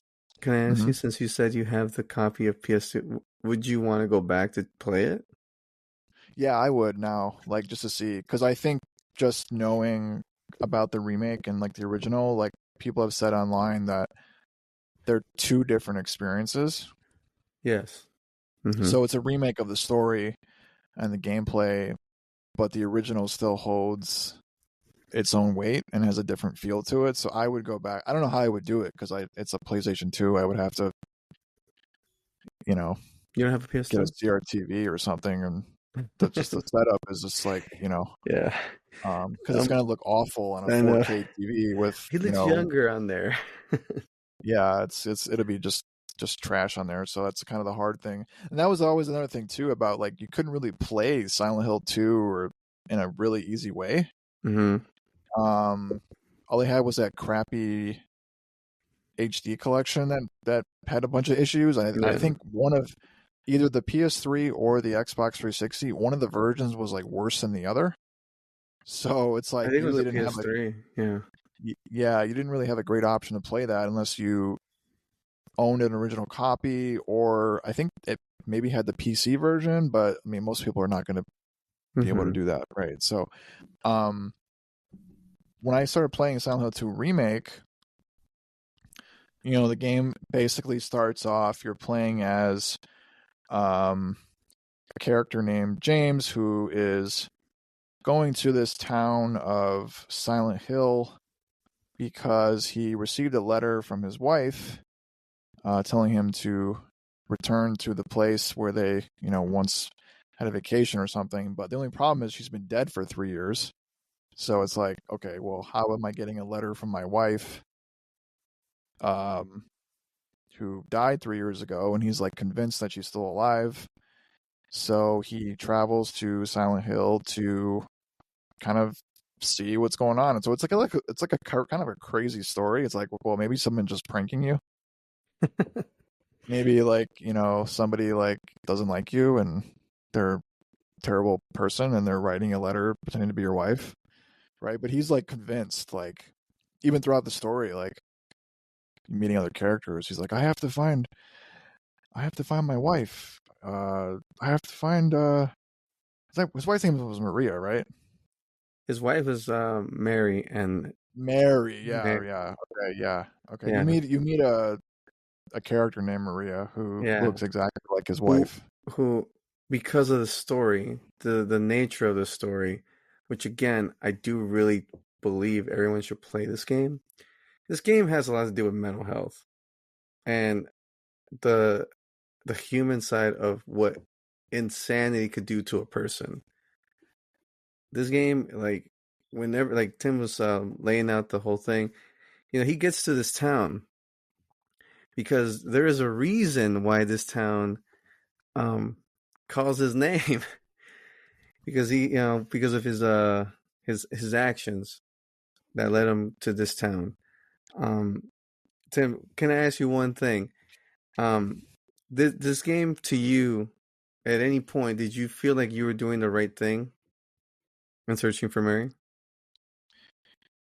I've kind of felt like as the player, you're just kind of going towards the next thing because it's just Hmm. so bizarre. Like you want to find out, especially like the characters you're meeting. It's like, what is going on here? Yeah. Like, what is really happening? Hmm.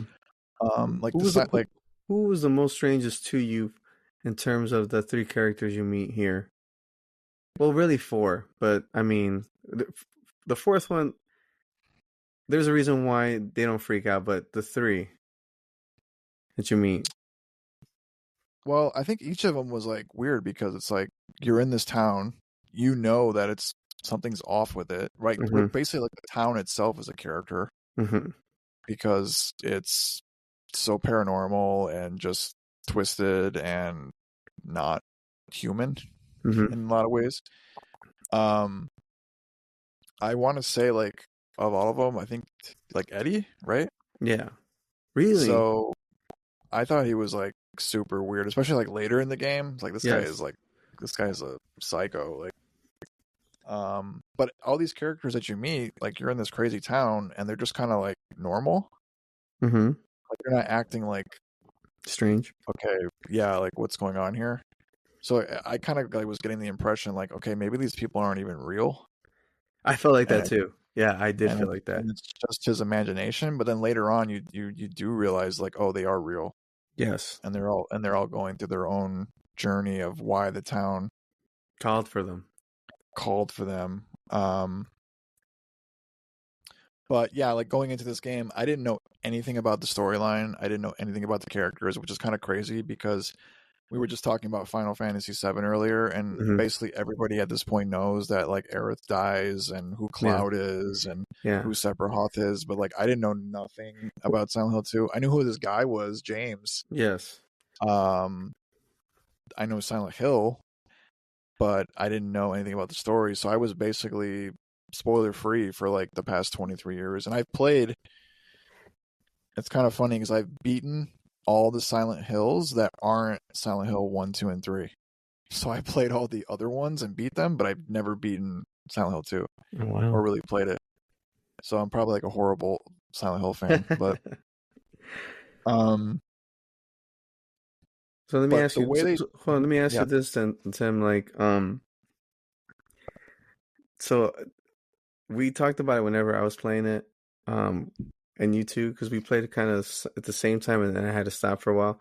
But I remember you were telling me that you thought it was very, very weird that James acted like nothing was going on in his journey in Silent Hill. Like he just thought, like, oh, there's this guy, this monster here in front of me.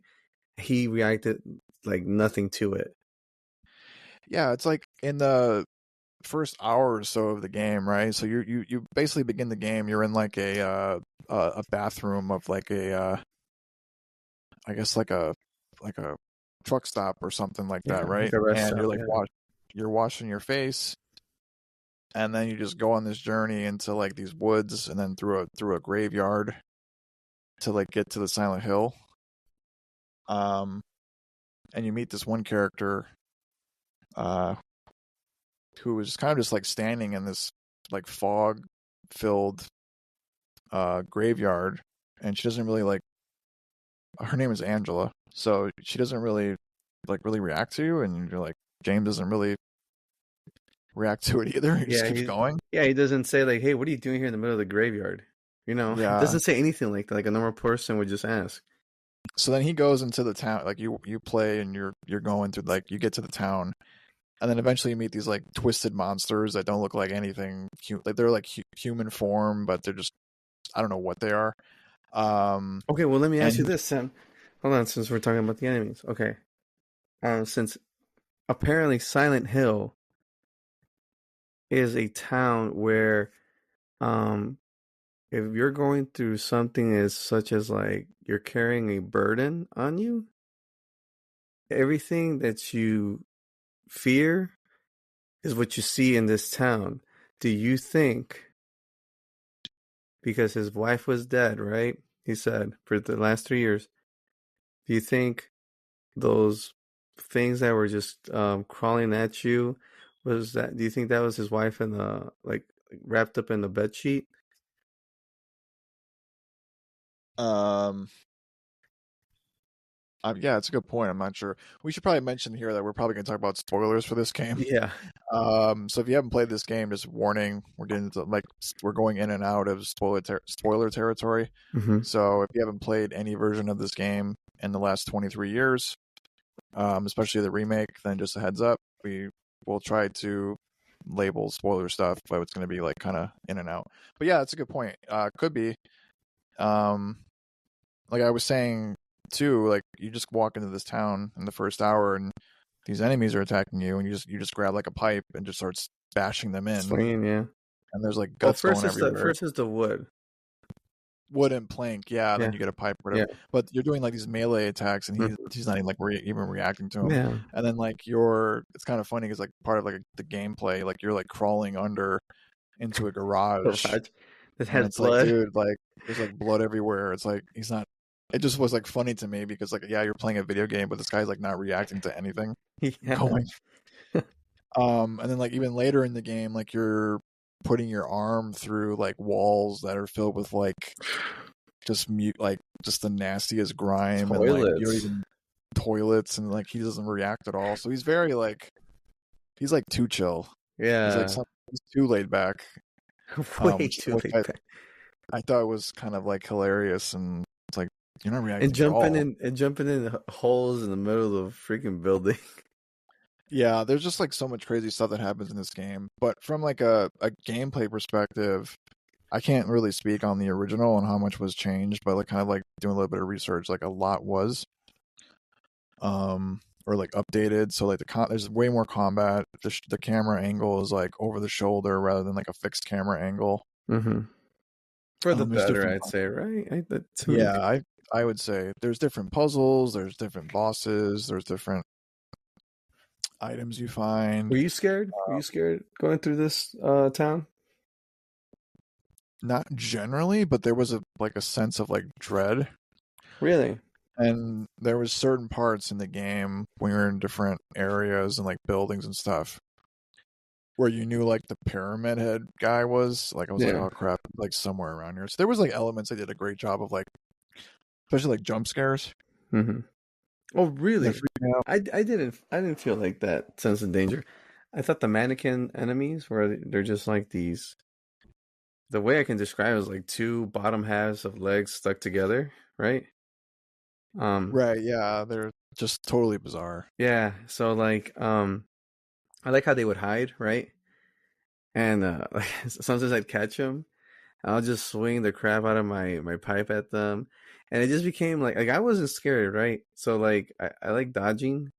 And I just feel like I was in a boxing match. Konami, you guys need to do a boxing game. You guys need to steal the mannequins Should they? dodging Yeah. elements, mechanics, and just put it. But that's why I had a lot of fun with the game too, like gameplay wise. I think I had more fun with this game than Resident Evil 2 actually, like remake style. I just thought it was more fun. Yeah, Resident Evil 2 Remake is a good comparison because that's another game they took and just totally molded it into something different, but Mm-hmm. that was like also on its own. Mm-hmm.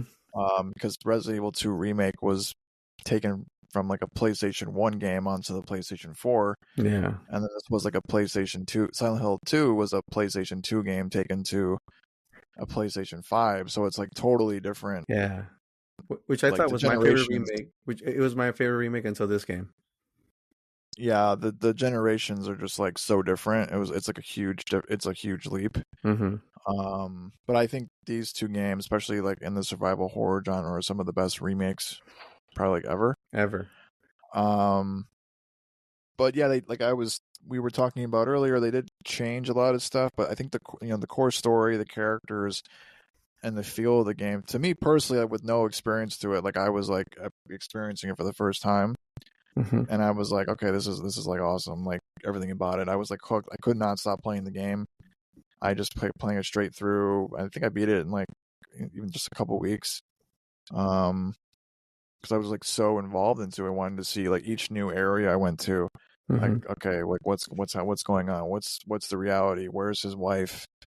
Who are these other Yeah, characters? Like why you does just want Maria to. look like his wife too?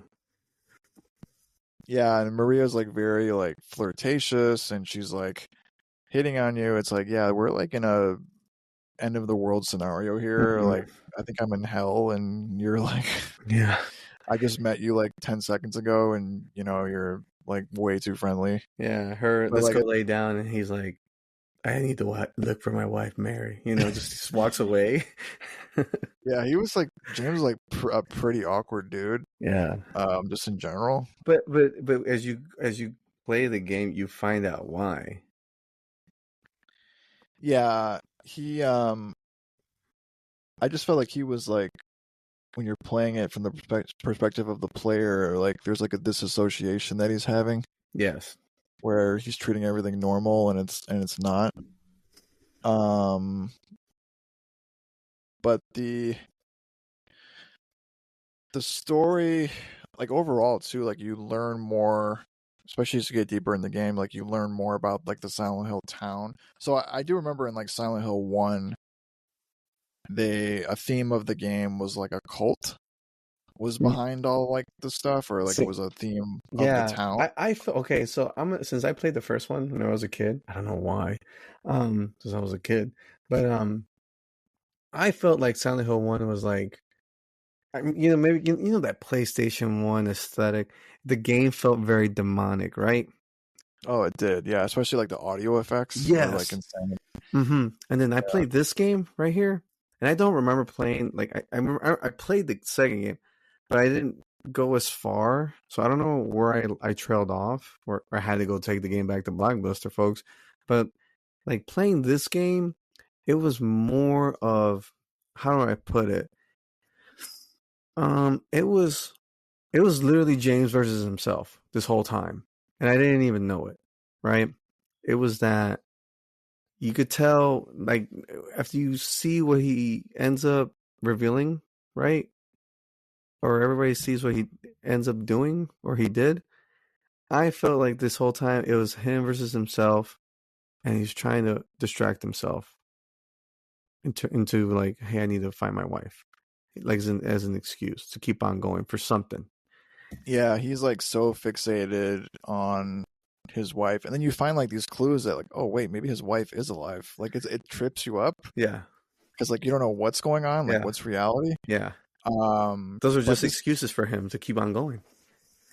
or maybe they, you have to play the game to see. Like Yeah, you don't know for sure until you get to the end, right? yeah. But yeah, like Silent Hill 1 had like that cult factor thing, and Silent Hill 2, you do learn more about the town, which was like crazy. Like there was like this disease or something that got in the water that maybe killed a bunch of people or caused this whatever, right? Mm-hmm.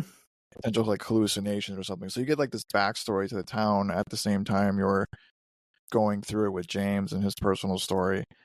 Just like the environments were great, like the graphics were awesome, the Mm-hmm. controls were smooth. Like Voice I acting don't was amazing. the voice acting from the whole cast was fantastic, from James to everybody else.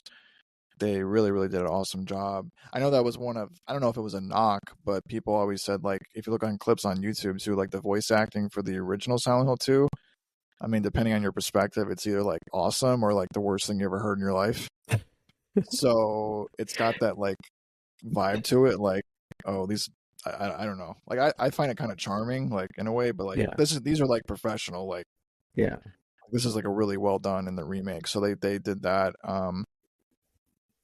I think overall, just like from like a remake perspective, and like it was fantastic if you're like a first time player from my perspective, which was interesting. Mm-hmm. I, I know like just reading people's perspectives about who had played the original were like, okay, like things they liked and didn't like, but I think also from a game preservation standpoint, it kind of brings this classic game to like a modern audience in like a unique way, so you can actually play the game and it's easily accessible Yeah, yeah. And it compared looks gorgeous to. too, by the way, the game. It really does, and it's on PC too. So Mm-hmm. PC and PS5, and it's just a way easier way to play and experience the story than paying $200 for a PlayStation 2 copy or a PC version that may not work on your computer because Yeah. there's no current version, or having to hook up a PS3 or something for like a crappy HD port. Mm-hmm. So I that's thought, another great aspect of it. yeah. I just feel like this game really showed what remakes can be. I don't know if you feel the same way, Tim, because Yeah, I think of that aspect where it's the same, but it's different, and it's a lot yeah, different where it's its own thing, and yeah, it's still like a great experience. Like I'm so surprised that they pulled this off, and like it came yeah. out the Me way it too. did. Yeah, me too. This could have gone south right away. Um, and how many endings did the original have? And I think this one has what, two extra endings, I believe. Yeah, so the Bluebird team, they added, in addition to all the other changes, two unique endings, and the original game had six endings. So in the remake, there's a total of eight different endings, Oh, wow. and they each kind of tell a different perspective of what actually happened.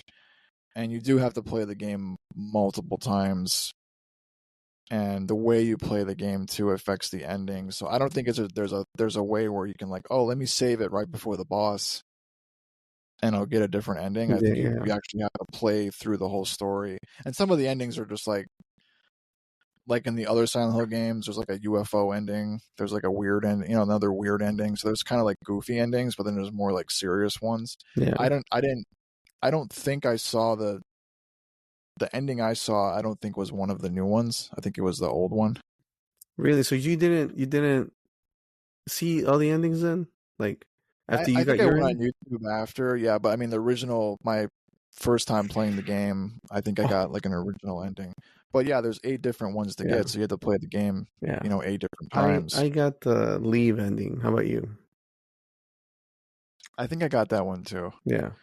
Um, Which yeah. which is Mhm. pretty wild endings because I think any of them, well, I'm talking not the goofy ones obviously, but any of them could have gone the way they were portrayed. I can see it going down that way. Yeah, it it kind of makes you like want to play the game again, but I'm like I don't have 20 hours to go Yeah. through this Yeah. again.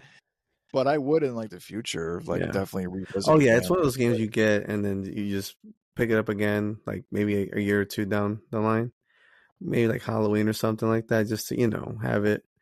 Um, it this game to me was so good that whenever I got done with it, I wanted them to like, all right, they gotta do remake three at least, or the Yeah, first one again.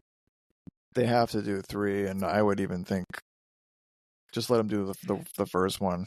Yeah, Um, because I mean, another I can only imagine how demonic it looked in today's standards. Because I remember the first game, I played it and you couldn't see anything like 2 feet in front of you, and how demonic it was, just wild. I thought it was a freaky game at the time. You know how it still is. It I mean, still is. yeah, If it you still is like play it you know now, how you know how people talk about like original Mortal Kombat having like that gory, like oh my god, there's guts everywhere. Like Silent Hill, whenever like the cover itself, it looked very intimidating to me as a kid. And yeah, you're right. I still see clips here and there. Whenever they're ganging up on I forgot his name, the main character's name. Wasn't it Harry Mason. yeah, Harry, like when he I gets think. like clawed to death at the school, you know, I'm just like, oh my god, this is terrible. It's scary as hell. Yeah, and the thing about the Silent Hill games, it takes place in what you think is like a normal Silent Hill, but Hmm. then you go into like an alternative Silent Hill that's like crazy and like Well, evil. yeah. So, all right, we're gonna go to a little bit of spoilers here. With a certain character. Okay, so what do you think Laura saw? Laura was the little girl, right? Yeah, as Mary's friend. And seeing and what do you mean? Because the whole thing with Silent Hill. Okay, so do you remember? We're gonna go to spoilers here. Mary told James, "Come to Silent Hill," right? Because that's the last time where they had a great time, apparently. So James, when he visited Silent Hill, he didn't have that burden, right? So Silent Hill was beautiful to him, right? Whenever he was with Mary, because it was the good times. It's the last time they were having fun times together. So the only person who wasn't really freaking out was Laura, because she's innocent, so she didn't see nothing. So the town didn't affect her. That's why she ran around like nothing, right? Yeah, she's essentially like this, you know, 8-year-old girl or something like Yeah, that around that age group, and yeah, she doesn't see any of the well, yeah, supposedly doesn't see any of the monsters, but there's yeah. like certain scenes where you think So she does. well, the reason why I bring that up is because remember Angela in the end, and what she saw was fire, right? That's her, right? And James understood her and started seeing that. And do you remember the question she asked? Like, "Oh, you see it too?" Because this is what I see all the time, or something like that along those lines. Yeah. So, okay, let me ask you, what would you see in Silent Hill? What would I see in Probably Silent full Hill? price games, Yeah. torn Se- coupons, $70 retail games or yeah, like $100 retail games 90 now. $90 for just a standard game. Yeah. I don't know, like I think everybody would have a different Yeah, 100% they would thing, because but then it's kind of interesting because like you're having one aspect, but then you're meeting like another person yeah, who has their own. So it's like this crazy. yeah. So Eddie was bullied a lot, right? Because he would say like, "You making fun of me," and then Yeah, he was weird. Like and you so get like so the more like you know about him, it's yeah, so like all those characters, because he kills essentially, right? This is what you're seeing, because this is what the town makes him see. To me, I started kind of questioning what's going on here with him because I'd see like character models that look like James dead all around, right? So I'm like, does he feel like James is a bully, right? So that's what he saw. And Angela with the fire, and and then James, he saw certain, well, the enemies you come across in this game, that's what he saw. So like I always wonder, like, dang, like if Silent Hill was a legit town, like what would I see, right? Like what would be something if I carried a burden, right? Like what would I see? That's why I had to ask you, Tim. Me thinking, you'd see torn up coupons everywhere. yeah, just like a $800 PS5 Pro receipt or something. I Yeah. don't. That you paid Um, for, you see the receipt, like what? yeah. But yeah, like I would notice those things too. Like when you go back and explore certain rooms, it's like, oh wait, that like dead guy sitting in the couch looks like, why is he wearing like James's jacket? You Yeah. know what I mean? Like, but he's got like this blanket cover with him over it, so it's like they did a lot of like cool details and stuff. Like Yeah. you would have to like pay attention to. Yes. Um, but another aspect that I like too was like this is a PlayStation. It's a remake of a PlayStation 2 game, and the PlayStation 2 era, there was a certain gameplay design and gameplay feel Mm-hmm. that this game still has, but it like modernizes it. Yeah. That I really liked because like we grew up in that era, and I think that's still one of the best gaming periods, right? Like Yeah, ever. just the game design. Um, so like an example would just be kind of like the way like the game does puzzles. It's like, okay, how in the world am I supposed to figure this out? Um, I was like just trying to explore. How do I open this door? How do I solve this puzzle? It's like And they're I hard, did my man. best. There was a couple times only a few times I had to go online Really. and look, but like most of it I was able to figure out myself. Yeah. And it's like you I just have this map. You have this map of like the hospital you're in or this apartment complex. It's just like this is how games were back then, Yes. where you just had to explore and figure it out. And I was like, man, if this was like 2001 and I'm playing this game, how would you You're figure this done. stuff out? You're done. You would find that from a friend at school. Yeah, or like you have to buy like a tips and tricks magazine or something. Yep. Because like I mean, there was like internet, but nobody we knew had internet Hold back on, let then. me ask you, do they still make guides for these games today? I think they do like physical print guides, but they're Yeah. very selective. They're not mass produced. I don't think anymore. Like they I think because this if you game go to needs like one. yeah, if you go to GameStop or stores like that, you don't see strategy guides anymore. No, I don't. And at the game like retail stores, you would see strategy guides, even like at Best Buy and Man. Kmart and stuff. You would see strategy guides, and you just don't see them in public anymore. So most people just go on YouTube. Yeah. Um, Even like a website that we used to use a lot back in the day, Oh God, GameFAQs.com. yeah. Like you don't read through a guide, you just go through a YouTube video Yeah. or an IGN guide. Like IGN, they do really great guides and they just post pictures of like what you're supposed to do and everything. So, but just like for Silent Hill 2 remake, they really captured that like spirit of like a PlayStation 2 game, Mm-hmm. but modernize it in a way that like current players could enjoy and like just made it really cool. So that's another aspect that I like personally like because like we grew up at that time that they still captured for me. Like they changed it, but in a way where it just evolved. It wasn't like I Yeah. don't recognize this game anymore because they just mess with it too much. It's like okay, they retain that spirit, but they updated it so it's not as I don't know. Yeah. Final Fantasy wishes they could have this spirit that Silent Hill 2 has. To me, at least. That's what I think. Right. I think if you look at like Final Fantasy VII Remake and the trilogy of that, I think people are expecting like a different route. Mm-hmm. And, I think with Silent Hill 2 Remake, I think people, it got pretty positive buzz around it. And it the first couple days it came out, it sold 1 million copies. Mm-hmm. I think they just announced that it passed 2 million or a couple Yes, million. 2 million, I believe. So that's really, good for a Silent Hill game. I mean, Yeah, especially for a franchise that's for been. for this game, because remember, whenever they showed that trailer, everybody kind of had their doubts, and this ended in a great way, you know, and that's the most important thing. Because nowadays games just kind of, I don't know, I feel like they're not. They're not like art like they used to be. Like you said, this PS2 era. So many games came out in that period, like Vice City, Metal Gear Solid 2, which is considered art, right? Even 3, this game right here. All of those games just had this art to them. And I feel like games in the last maybe, I don't know, let's say 5 years. Like I think Spider-Man 2 is a great game, but I wouldn't consider it like, oh my God, this game's like art. You get me? Yeah, or that creativity Yeah. that a lot of the games of that generation had, like you don't really get anymore. Mm-hmm. I mean, games are awesome now, but back it just felt like there's something missing. It's so weird. Like they felt so limited back then, so they try to, be as creative as they can.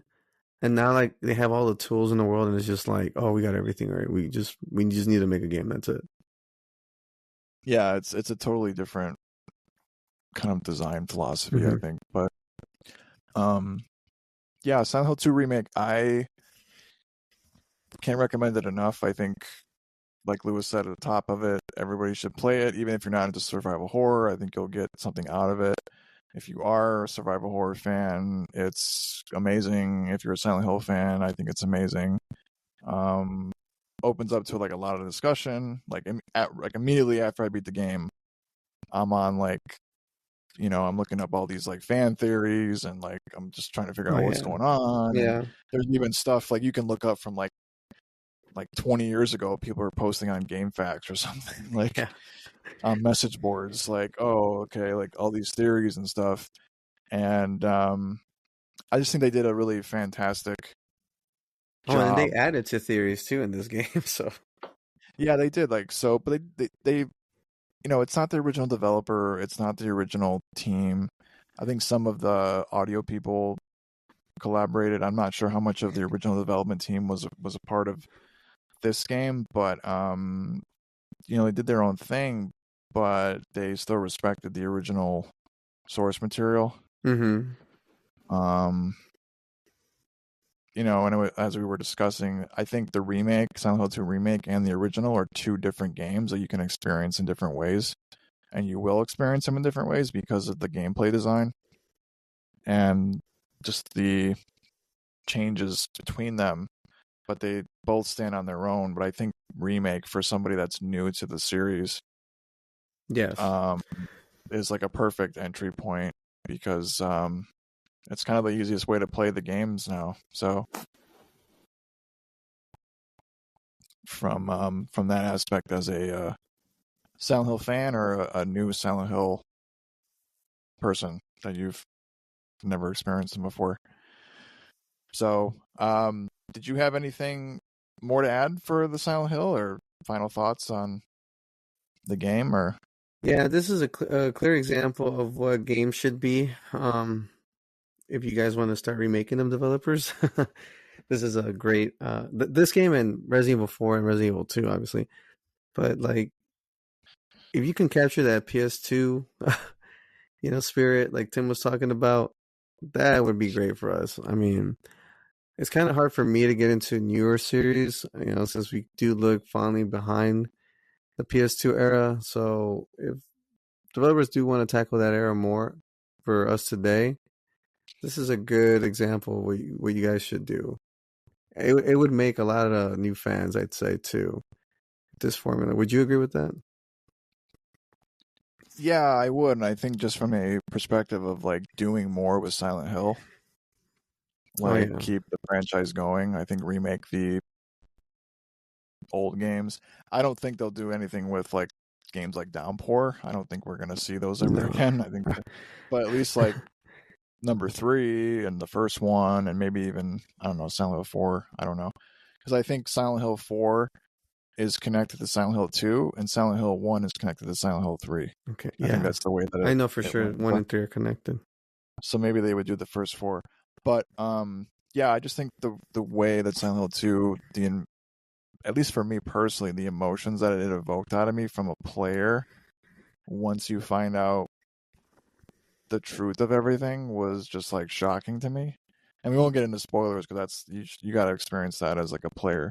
That was like one of the few times where it was like that powerful. Like when you're the one playing through the story and you're the one experiencing as James, and you find out like what's actually going on, Mm-hmm. and you're just like, it's like these range of like emotions you feel was like very powerful Mm-hmm. from like a player aspect, and very few games are able to do that, especially nowadays. Um, so I think it's definitely something that is going to stand the test of time, and didn't really win a lot of Game of the Year awards or stuff like that last year I in feel like 24. they But got robbed. yeah, I think that should have got more recognition there because I know it's a remake, and okay, what does it matter? It's a remake. We can't do that, but um, I think for what they were able to do and kind of like the pressure they were under because nobody expected it to be that good, Mm-hmm. and just the reputation of Silent Hill and especially Silent Hill 2, like that was like a monumental task, I feel, and they kind of like really knocked it out of the park. Yeah, they really did. I was not expecting. I was expecting like, okay, this game, if you're gonna go on like a 1 to 10 scale, like pre knowing anything about it, I think okay, it'll probably be like a 6 out of 10, right? Like Yeah. okay, it'll. But these guys, like for me, it's like a 10 out of 10. Like the final thing, I was like, wow, this is like fantastic. So I hope they do more with Silent Hill franchise. I know they already are. They're leaning in another direction though. There was like some demo that came out last year because they've announced like a bunch of Silent Hill stuff, like Mm-hmm. a new game. They did like a short story game and some kind of web series or something. I don't know. There was a whole bunch of stuff. Some of it interesting, some of it not. But like I think getting to like the core of those like 3 games, like that's they like you said, if they can remake number 3, that'd be awesome. Mm-hmm. Bring that back and go from there. But yeah, definitely my game of the year, one of my favorite games I've played in a really long time because I'm still thinking about it and I beat it like in October or something. So I'm still like, this game's really awesome. Like Yeah. I'm still like, oh, that was a really great game. So to me, like definitely if you have a PlayStation 5 or a PC, get it. And I even think it's worth buying a PlayStation 5 for, you know. Yeah. I think so. Well, as an exclusive game, if you're into these types, like definitely worth it to experience the game for sure. But yeah, so I think that's gonna wrap up the show. Yeah, right. You have any final thoughts about 24 in games or For last year, I mean, it's kind of hard to find that balance, right? With FF7 having everything on the disc day one, but too much content. But if they just follow the fundamentals of what remake for Silent Hill 2, you guys, the developers can really make awesome games for us if they just follow the fundamentals. Don't do it. Don't overdo it. Just don't overdo it. Don't over deliver and don't under deliver. Pace your game right, and it's just hard for us older people to play 80-hour yeah, games today. us senior citizens, Yeah, us like people in our 30s, us old timers. they really need to introduce something to where like we get cheap games as we age. Like like, we get like a discount, like at 40 or something. Yeah, like we can show like our. I still have my original PlayStation console. If that gives you Exactly. anything. But Um, other than that, hopefully 25 is a lot better. To me, FF7 was a bit of a letdown story wise. I mean, gameplay mechanic wise, great, but story is what interests me more than anything. And if it's a great story, man, I'm all for it. I'll stick around, with your game. I hope stories are more of a driving force in gaming today. Actually, Yeah, me too. I think we both agree on like the story side that we want more of that. Hmm. And I think in 2025 is going to be a lot of great story-based games. So I think we're Hmm. just going to be some good stuff um, going forward into this new year, and we'll probably talk about them by the end of the year on this show. So that's going to do it for this episode for our Games of the Year 2024. I just want to remind everybody how they can listen, subscribe, and support the show. The show is available on Apple, Spotify, uh, our YouTube page, and other podcast platforms that you might listen to. If you go to quarterdisorderpodcast.com, at the top of the site, there's a button that says podcast. Click into that. It's going to give you all the episodes, the show notes, links to all our social media, and links to all the podcast platforms we're on. And if you have any questions or feedback on this show or future episodes or past episodes, or just want to reach us in general, you can email us at feedback@quarterdisorderpodcast.com. And it's a great place to reach us. And just make sure you follow the show on social media, and all those accounts can be found at quarterdisorderpodcast.com. So thanks for listening, and we will talk to you again soon.